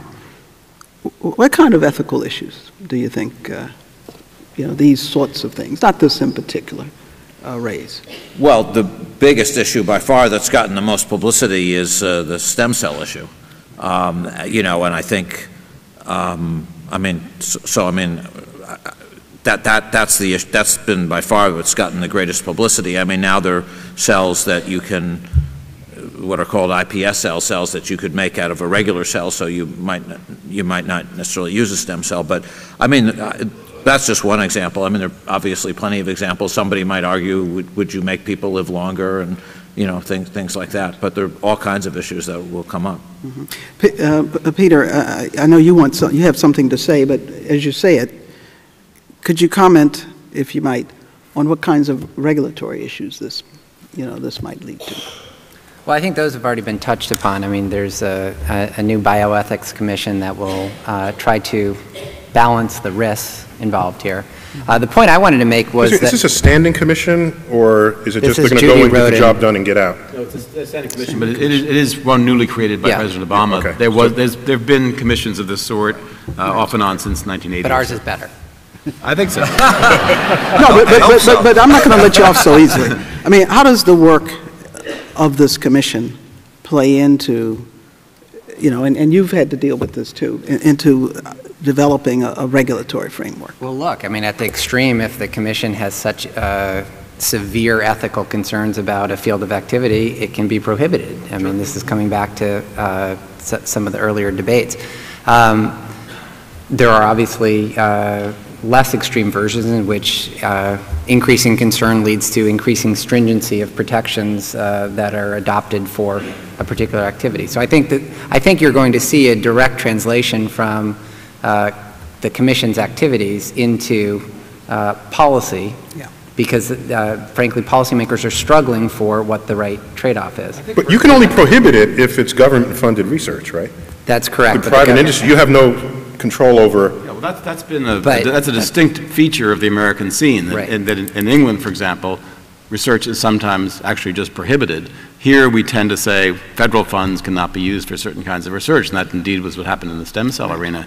But I think there's an important point that Peter's comments are making, and that is that I think we as a country have benefited from the fact that we tend to make those policies in the executive branch, consultation with the commission, consultation with outside community, and not let this go to the point of legislation. Legislation is not a very... It's a blunt instrument. It's a blunt instrument, and it's one that creates bills that are very difficult to reverse later on.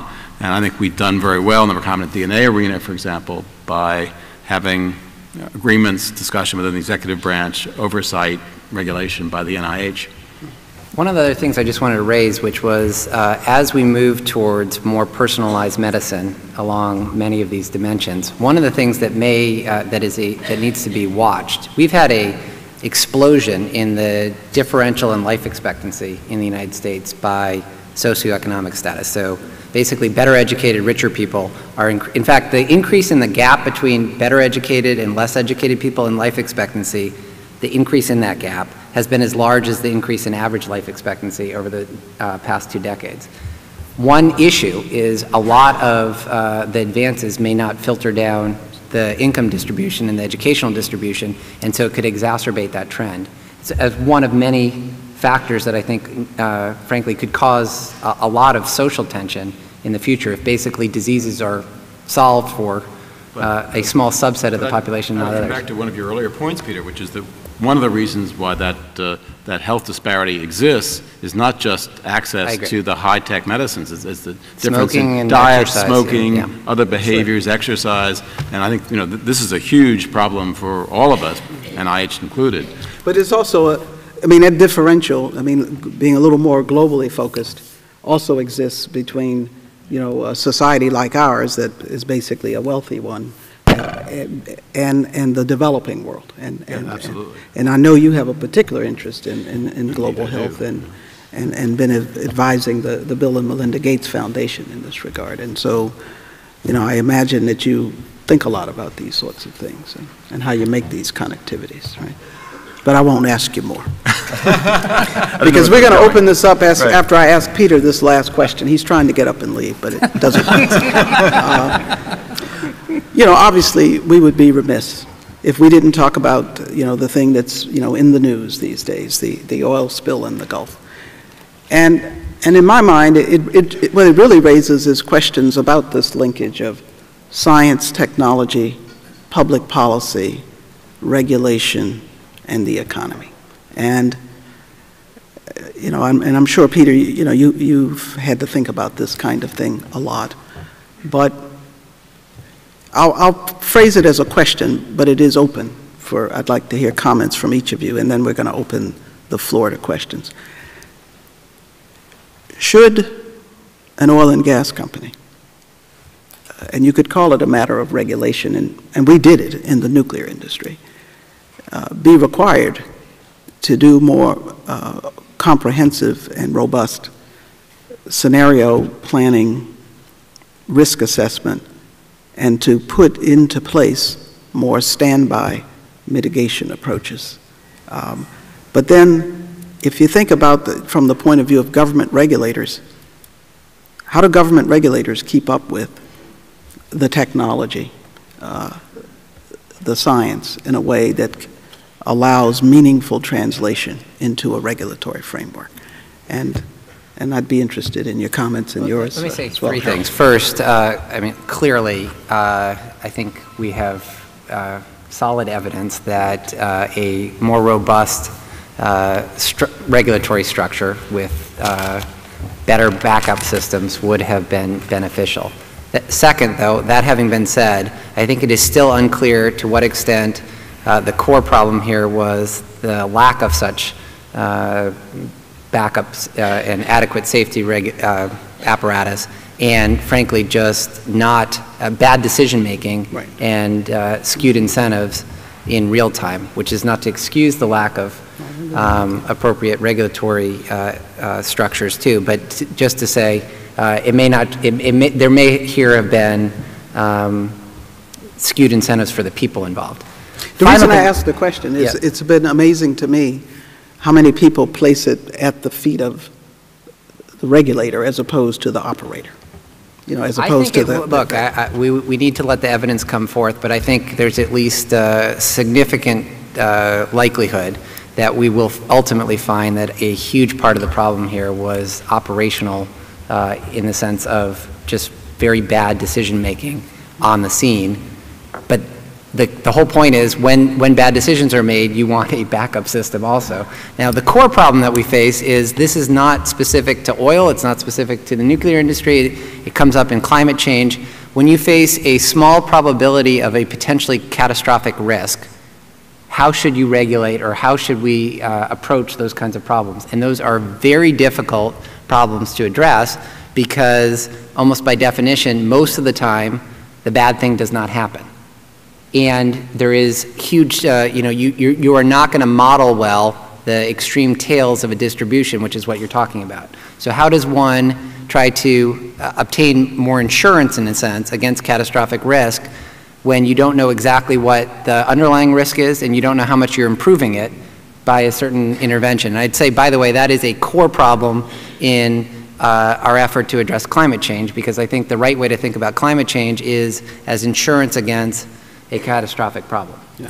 Well, but I think there's a difference between an industrial operation, although industrial operations lead to climate change, but an industrial operation where one can focus on failure modes and think about, you know, decision making in that arena. Yes and no. No.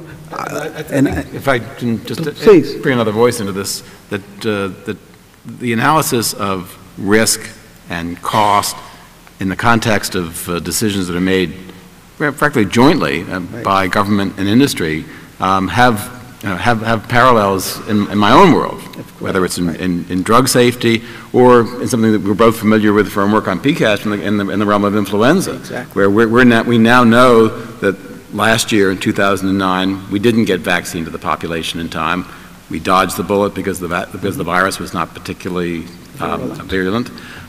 Now we have a series of proposals that are very solid for making the production of vaccines more efficient and better, and someone has to make, or some group has to make a decision about the likelihood of a major epidemic or pandemic in the next couple of years to decide how much money to invest in making these improvements that have to be made jointly by government and industry. So this is not just a problem of the Gulf, it's a problem that I think we just need to look at more open and open up more. Well, no, I was just going to again say, and that's exacerbated or made more challenging by the, again, psychological phenomenon that we underestimate those risks when they're not salient, when they haven't happened for a few years. And you assume that because it hasn't happened for 5 or 10 years, you actually, in a sense, psychologically reduce the probability of it happening. Once it happens, it becomes more salient, and then we tend to overreact, if anything.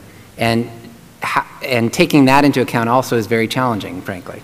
Well, you know, we all speak from the experience we speak from, but what I find, I mean, there have been eruptions on the ocean floor before. I mean, they do happen. And a real question becomes propagation of learning, even if the magnitude is not as great as the magnitude of what we are experiencing at the moment. The propagation of that experience through an operational framework as well as a regulatory framework. And so maybe we'll just leave it there.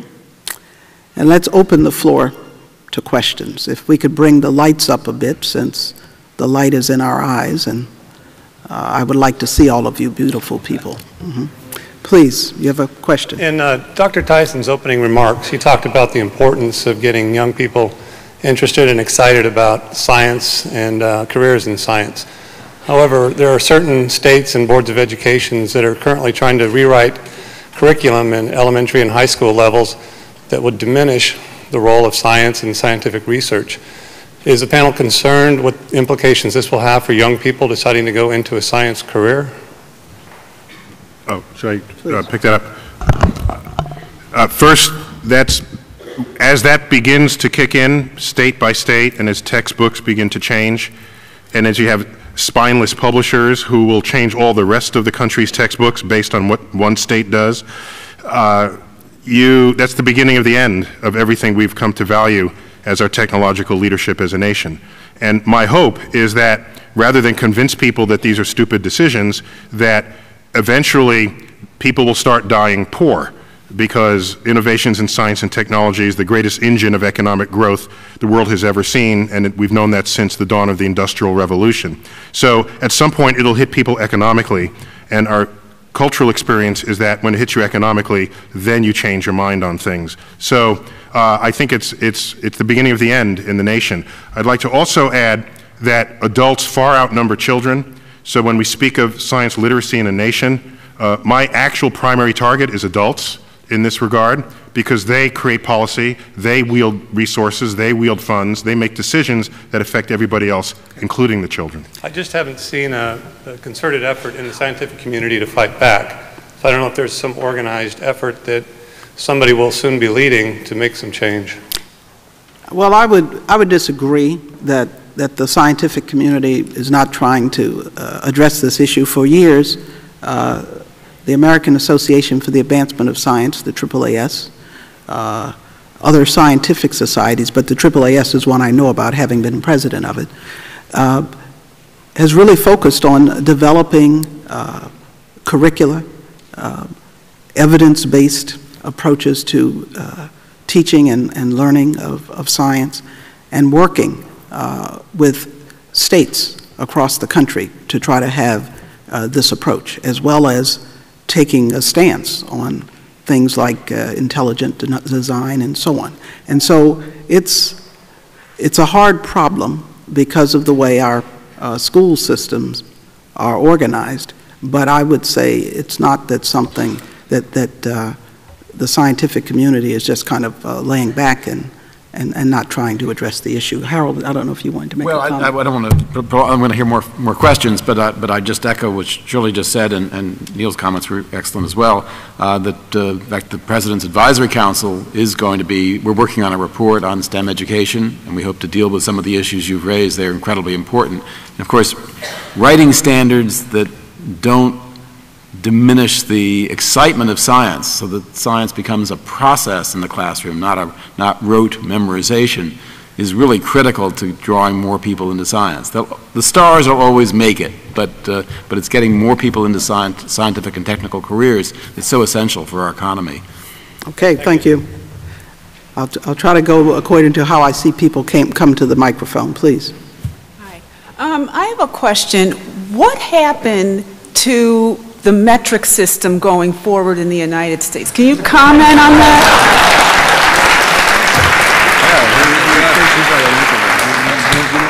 It actually has moved forward, in spite of what it may seem like. Let's start off first, our money is metric. Second, no, it's actually, and it always has been from the beginning, anything to be anti-England at the birth of our country at the time. But just so you understand, there are things we currently measure in metric units that we didn't used to measure in metric units that is a sign to me that it's slow but real. You've never bought a quart of Pepsi in your life. It's a liter, a 3-liter bottle. When we now measure engine displacement in the pistons of a car, it's not in cubic inches anymore. It's in liters, all right? There are these metric entries into our culture that are happening silently, and they're real. We may hold on to Fahrenheit for a while and feet, but the rest of it is happening, and it's happening slowly. I would like to say that the fact that America and, is it South Yemen or whoever's left over in the world who's not using the metric system, it's some obscure country in the world, and America, I would say that it would be wrong to assume that we are technologically behind because we're not on the metric system. Okay. That trivializes a much deeper problem that's going on in our country.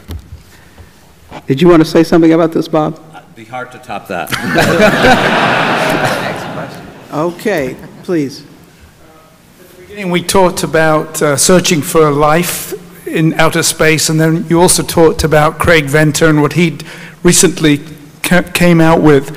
My question is, what is life, and how would we know when we find it? Does it need to have carbon? Does it need to have DNA? Does it need to have genes? What is life? I'll give an astrophysicist view, then we go to the biologist. To the astrophysicist, we're not that particular. You know, if it's...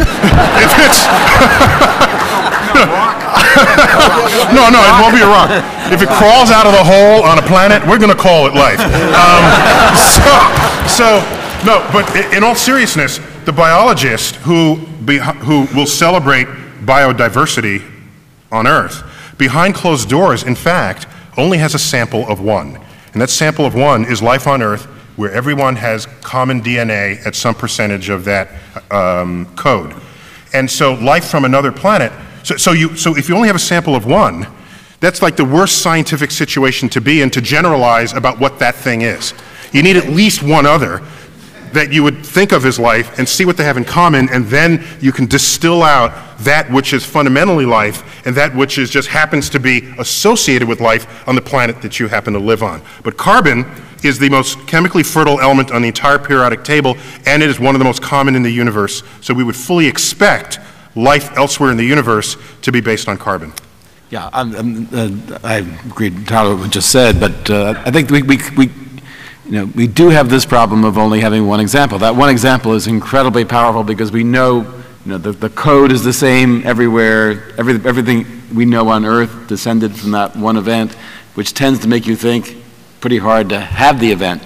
But what would you call the criteria for life? Well, reproduction, growth, metabolism, and it's actually very interesting to think about ways that it could be different from what it is in the systems we're used to, where DNA makes RNA makes protein, and the Krebs cycle is everywhere, and trying to play with other kinds of forms, even using in silico technology has been very attractive here. But we don't have, as Neil says, another example that actually happened.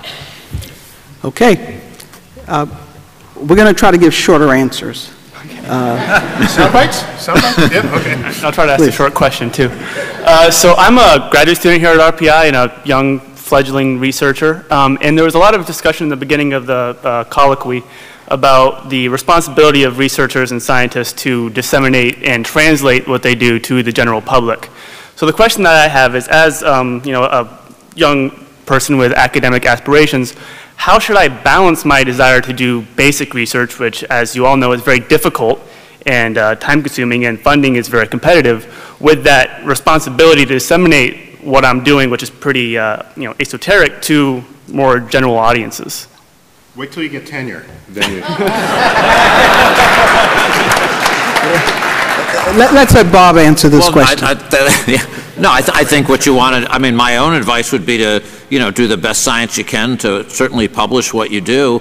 And I don't know enough about the specifics, but I think what people were talking about up here today, to try to think about good ways to communicate that to anyone really, even, high school kids or grammar school kids. But I think the most important thing is to do really good work, and then definitely to try to communicate it through publications and through oral presentations and so forth. Except that doesn't accrue to his job stability until he has job stability. Well, it actually does. It does. Because you cannot get tenure if you're writing confusing articles that are never accepted for publication, if you can't talk about what you're doing. That equation. I'm just being candid here. Well, I don't think it's as bad as that, because actually the very fact that you asked that question tells me that we're seeing an evolution in young people and their concern about having that balance.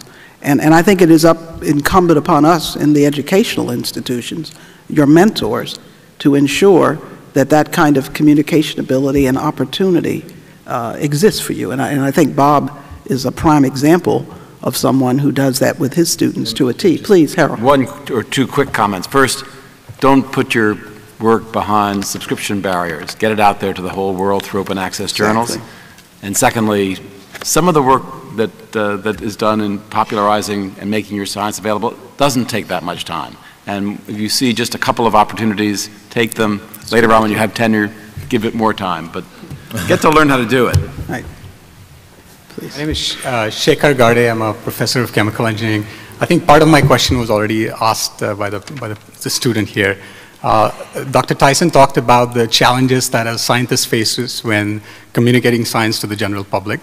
And I think interestingly, he also mentioned that his colleagues or other scientists sort of look down upon people who do that, or denigrate, I think that's the word you use.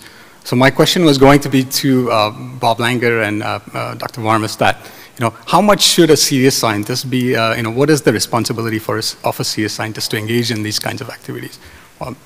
I personally think it's a very worthwhile thing. I mean, I think it's a question of how you do it. I think Harold said something, I think, important before with certain things. You don't want to overhype something, but I think it's very valuable to communicate it to, at all levels, and just try to do it accurately.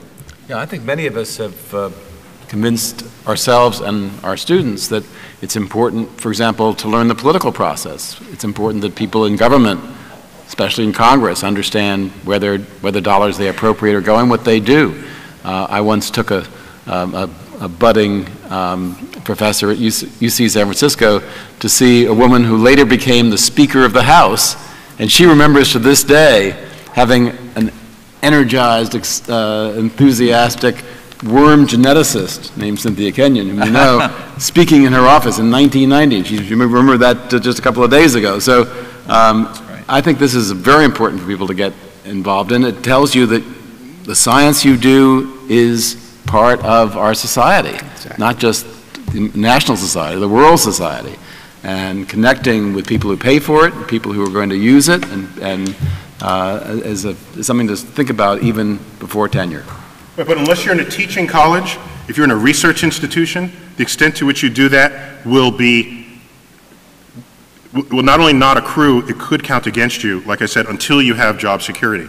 Then they can't do anything. I mean, we have a Nobel laureate here telling you should go out and... But I think that's... Look, I think that's... I'm just telling you. Okay, what I do, not now because I of... will intervene. Okay. All right.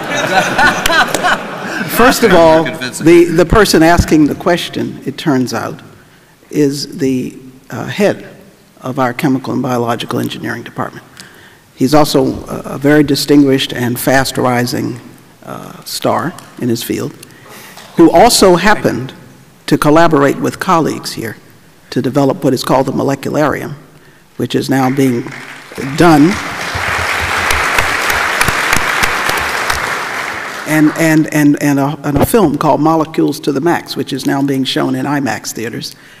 And it is a pedagogical tool, and it's meant to reach, you need to show it on your PBS program, to meet young people.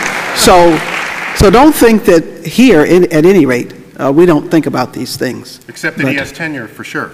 That's my point. Well, that's all I'm talking about. No, I'm not going to just let you make categorical statements, but I will invite you to talk with Shekhar after the colloquy. I want to mention that the Nature issue this week has an article that talks about science for masses, and one of the three successful examples of these, one of them is Molecularium that they highlight in the Nature. Yep. Thank you. Thank you for your comment. All right, let's try to hurry up and go through these so we can all go out and join the reception in honor of these honorands. Please.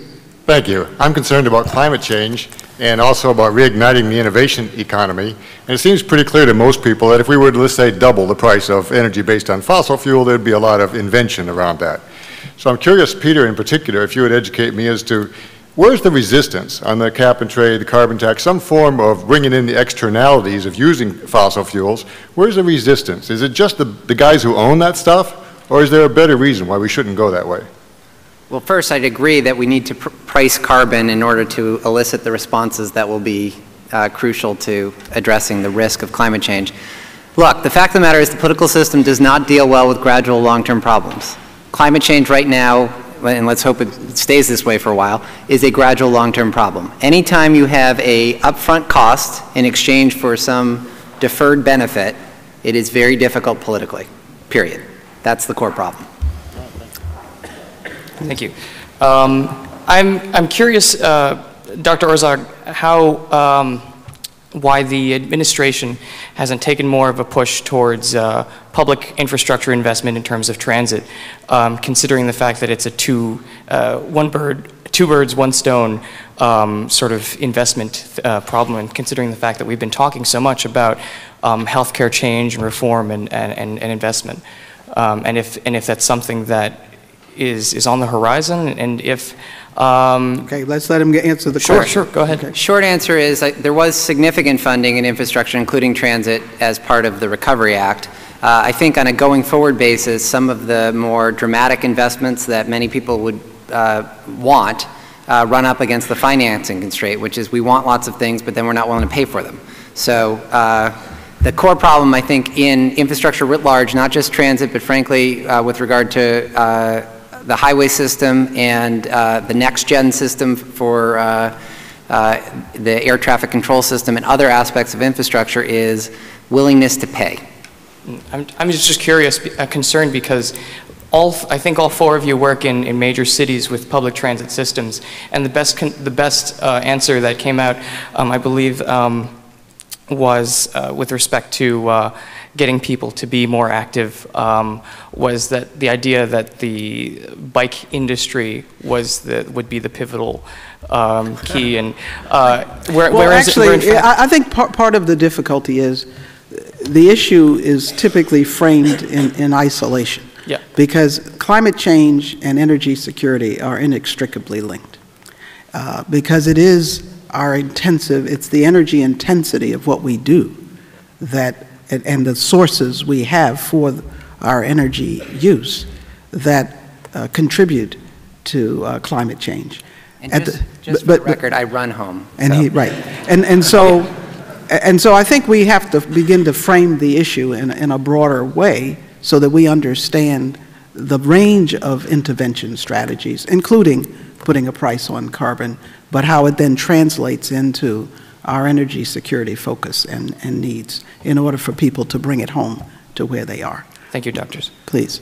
Within the computer science industry, there's really been a terrific outpouring in open source, especially being leveraged now by the current White House administration. And I was wondering what, if any, you see that type of mentality being applied to other sciences such as biology and chemistry, and maybe what you see some of the largest barriers being to that type of open mentality, open collaboration, in specifically possibly any sort of patents or intellectual property concerns, and how we could overcome those as a community. Bob, maybe you might want to speak to some of this. So I just want to make sure I understand the question exactly about the last part. So what, if any, constraints do you see within the current system that we have, such as any sort of intellectual property or patent issues, and maybe how, as a community, we could work to overcome those for better collaboration and better outcomes in the long term? He wants you to abandon your 1,000 patents. Right, right. That's what I'm worried about.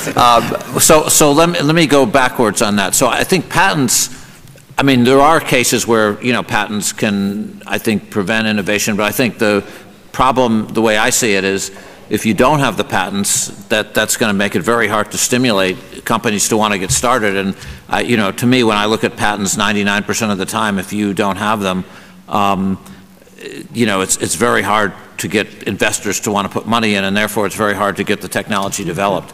So that's not something I would change for what I was just going to say, I think a key difference or a key characteristic is that in most of the areas where the patent system applies, for example, in the ones that are the focus over here on the left, there's significant upfront investment that's necessary.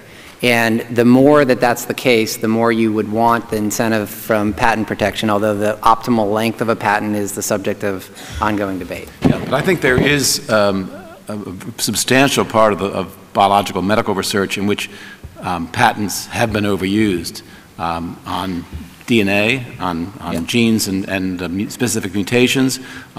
There's been an inadequate sharing of technologies, and this is a serious problem that I've been worried about since I was NIH director. There was a recent ruling that overturned a patent. That case may yet be appealed and overturned again, but there are areas where your point of view needs to be applied, but not in all. I guess just generally in that vein, we're going to move on, because there are 6 people waiting, and we do need to let. So I'm going to let you. This is what we're going to do. We're going to try an experiment.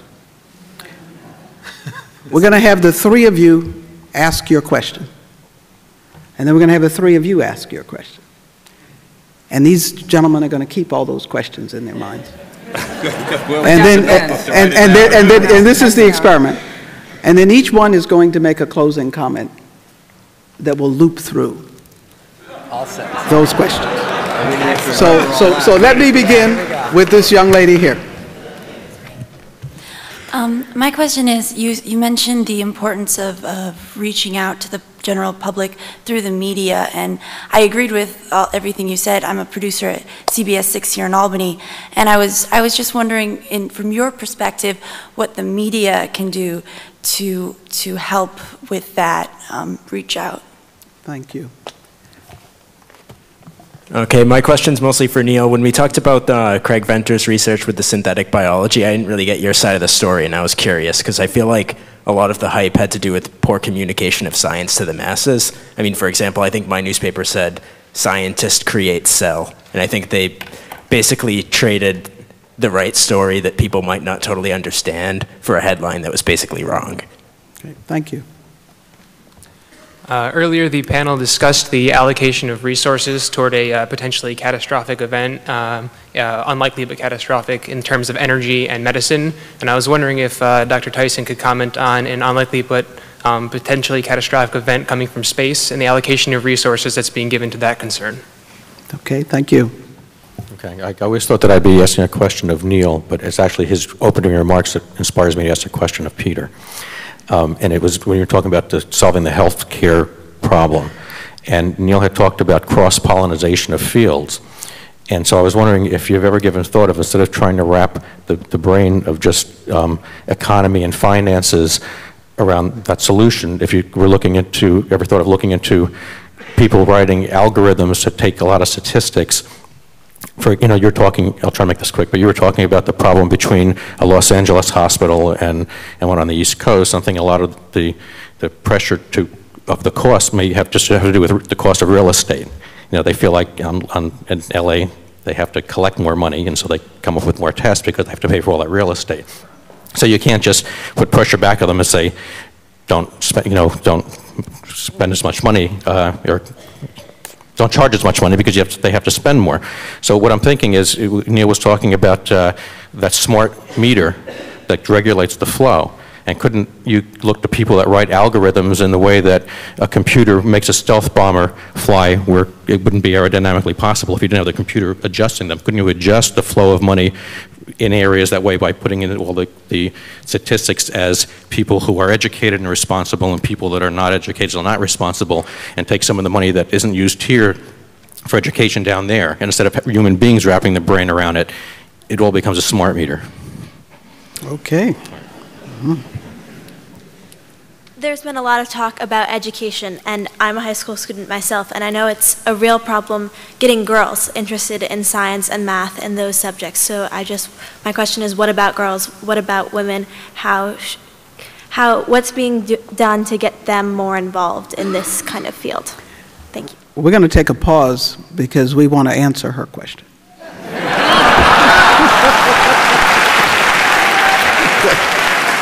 Okay. You want me to? I'll answer it. Well, I have a 19-year-old daughter, so I thought about. Actually, what was really, I mean, this is just a personal experience, and I don't know how translation it will be. But one of the things that we talked about were inventing things. So we actually, some people asked us, could we invent new kinds of sprays that could prevent frizz, from using plastics that could prevent people from getting frizz in their hair, and could you make polymers that could give more body? So actually, some of the people I work with set up a company to do that, and she worked there when she was 16, and she made all kinds of chemicals, and she loved it. But I think to make that point, and so now she's actually at Cornell, majoring in chemistry and material science.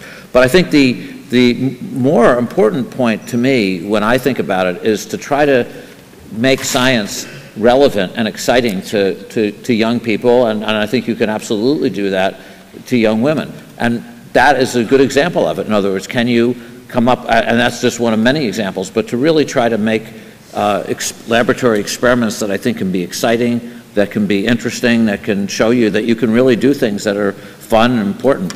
And I think by bringing those kinds of things into the curriculum, that's at least how I would envision doing it.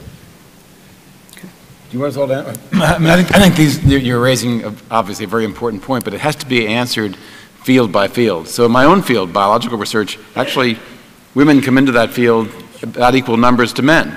The problem is later on. Inadequate mechanisms in academia to allow women to do some of the reproductive things they usually end up doing, without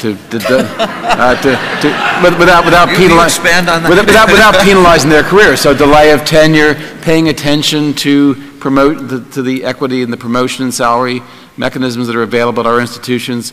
Many of us have instituted offices for tracking the careers of women in our institutions, and that sends a signal back to people who are in graduate school and postdoctoral work that institutions are willing to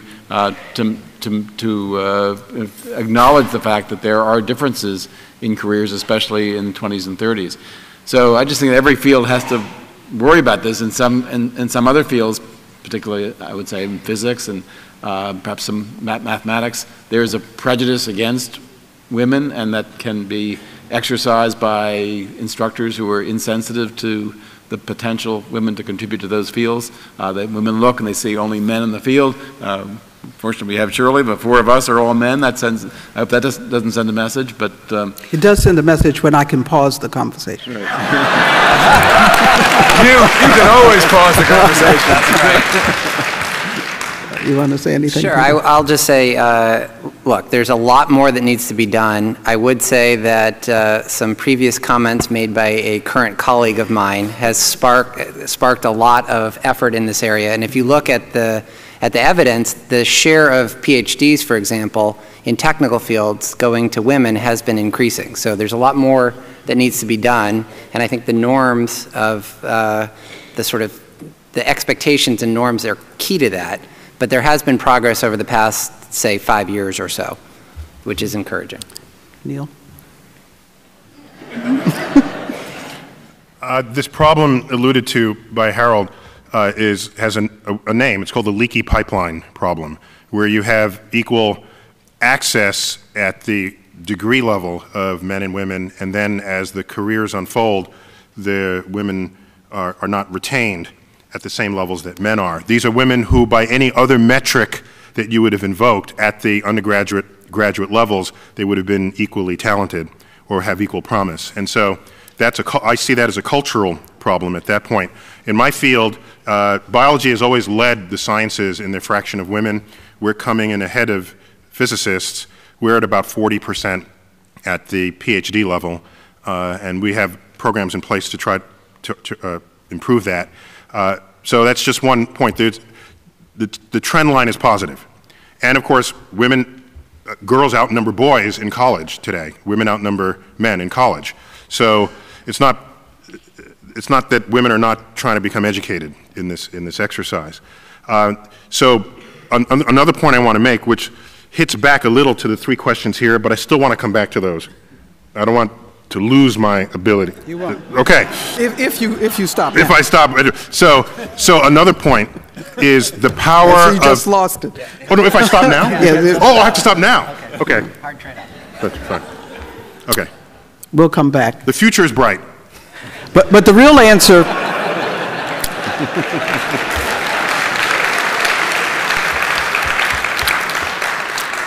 You can't ignore half the population and feel you've accessed all the best talent. Why work with one hand behind your back if you can work with both? I just wanted to make a comment about this country and innovation, since this is the topic. In the field of engineering, a very large % of graduate students are from other countries coming here. And it's not by chance that they come here. And I think if you talk about innovation, one talks about 3 items in my view. One of them is you need money. You can't innovate. You can't do things without money. You need ideas. You can't do things without ideas. And I think this country has a third aspect, and that is the freedom at universities to think. And if you go to other countries, you can often find they have the first 2, but they don't have the third. And I think the third is critical. That is the ideas that students can do, graduate students can do research, they can think about what they're doing, and they have the freedom to walk into the office of the professor. So I think these aspects play a very important role in the success of innovation, and I'd like to hear what some of you have to say. Of course, my accent is a foreign accent, and I think part of it is that I've been in other countries and I've seen how they work. And it's quite interesting that there is one country, particularly Israel, that has today, I think it's the highest patent number per capita in the world. It has the number 3 in the world in starting new companies. That's unbelievable. They only have 7 million people. So there must be something about this freedom and this money and having an education. So I wondered what you had to think about. Okay. Well, I'm going to ask each of the colloquy participants to make a closing statement and think about the questions that have been raised as you do that. One having to do with what is the role of the media in reaching out to the general public on issues of science.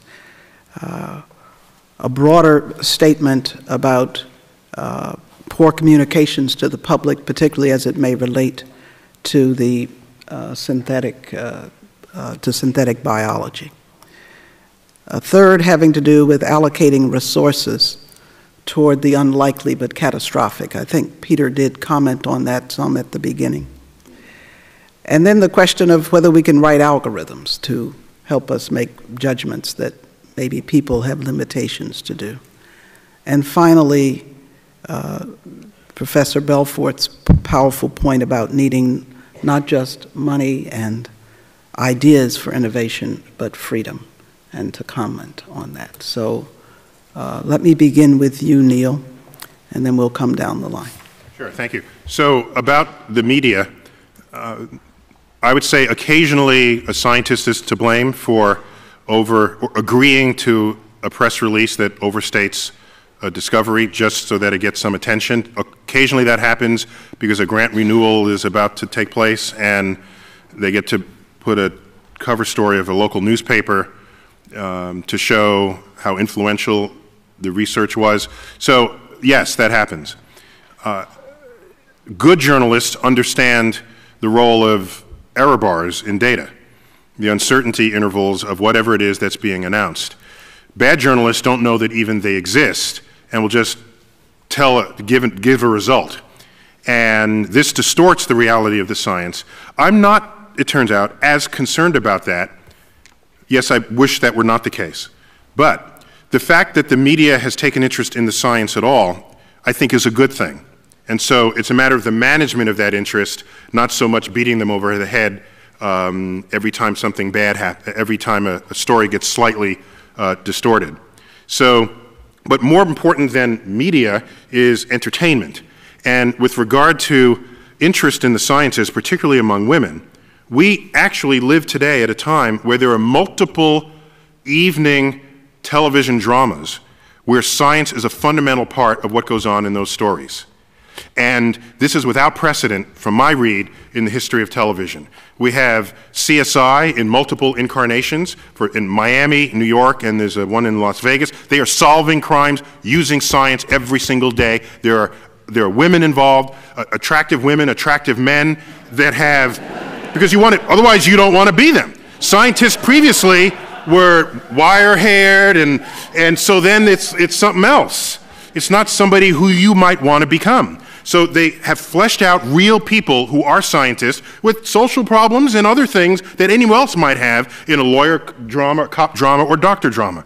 It's anecdotal now, but you will see in a few years, I bet, if you ask chemistry professors today to report on why their students in their class that are 18, 19, 20, they will tell you that the influence was primarily through these dramas that involve scientists taking names and taking numbers. So I think media can have a strong impact on a culture, and like I said earlier, I used the word zeitgeist. I meant that in the most important way I possibly can, because it's an attitude that permeates a culture that has us all value the science and not stand for occasions where science is transgressed. Peter. Well, let me, I guess, tackle the question about algorithms in healthcare. If you think about the task that a typical internist or doctor faces with ongoing research coming out, the difficulty of keeping up with that and providing the right advice is extraordinarily challenging. There have been, and to the question, there have been very promising results from decision support tools put on a desktop in the doctor's office. So ideally, as we roll out health information technology, not to a quarter or a third of doctors, but to more universally, that doctor will have on his or her desktop popping up, with those conditions you might want to be thinking about X, Y, or Z, and then the ability to click through even to the underlying research instantaneously, which will help to significantly improve the advice that doctors are providing. And then I'll just comment briefly, I'm all in favor of better understanding between the PhD world and the media world, and I'm trying to do my part by marrying a reporter.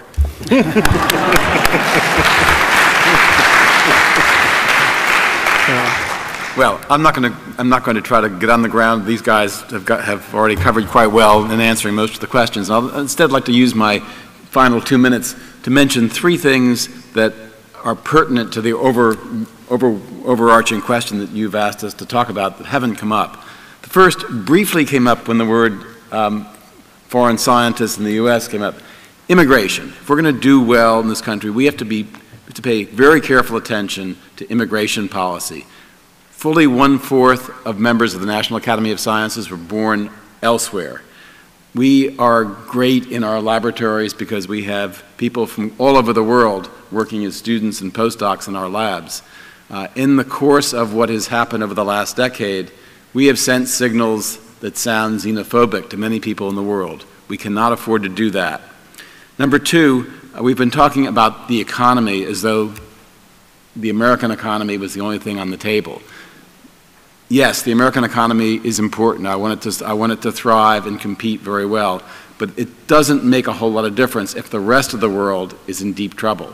And I want to be sure that when we think about science and technology as stimulatory to the economy, we're thinking about the world's economy, and we're paying attention to the growth of science and technology elsewhere in the world. The third has to do with the second, that is the importance of science as an international activity. Science is done in one language by people who have common points of view.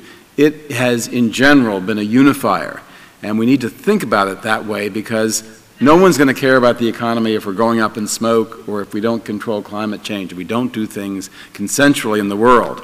And here I would draw your attention to something that Shirley and I have been worried about. The President has taken an initiative to approach the Islamic world through a number of mechanisms, including science and technology. Science envoys have gone to the Middle East, North Africa, Indonesia, and this is an important thing for us, all of us, to be thinking about as a way to harmonize the world through science and technology.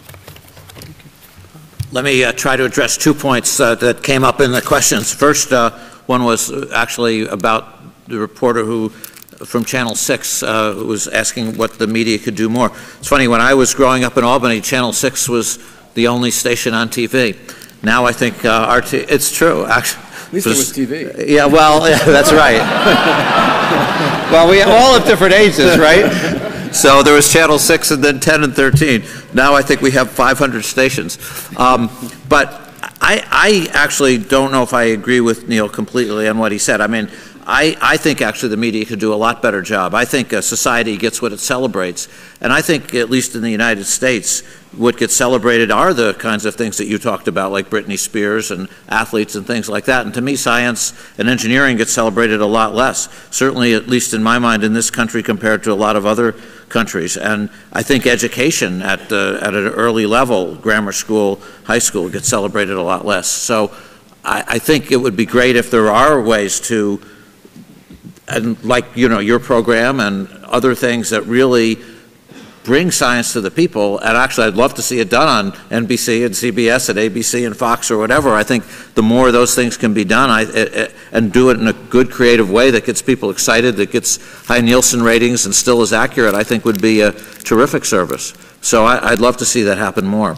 I think tied to that is when you look at National Research Council reports like Rising Above the Gathering Storm, you see, you know, something like 20% of the people who teach science have a science background. You see, you know, all kinds of problems with this country compared to others. And, you know, the young people are the future, and so you want to see them excited about it. I think the other point which Dr. Belfort mentioned, which I agree with, I mean, and that's at a later stage when you look at colleges. I think that there is enormous intellectual freedom, and I think that that's just something we want to continue to maintain. And I think the U.S. universities have done a great job. I think Harold's point about making sure that we have that freedom in many aspects, immigration and so forth, I think you want to make sure that continues too. I mean, you know, all of these things end up making sure that you make sure the future is as bright as it can possibly be. All of the things that we've talked about this afternoon, healthcare, environmental issues, the economy, space, the cosmos, all tell us that we are not on this planet alone. And that is why at tomorrow's commencement ceremony, Rensselaer will confer honorary degrees on Peter Orszag, Robert S. Langer, Neil deGrasse Tyson, and Harold E. Varmus. And that is because each of them reflects the best of what we hope for in our students, their leadership, their perseverance, their commitment to the public interests, their global view, their passion for the pursuit of scientific discovery and technological innovation and applying discipline to decision-making to meet the great challenges of our time, and their answer by example to the Rensselaer motto embodied in the question, why not change the world? So I want to thank each of you for coming to Rensselaer to spend the time and taking the time. We look forward to hearing from you, especially you, Peter, tomorrow. And let us thank all of them, and then I invite you to the reception in honor of these gentlemen. Thank you.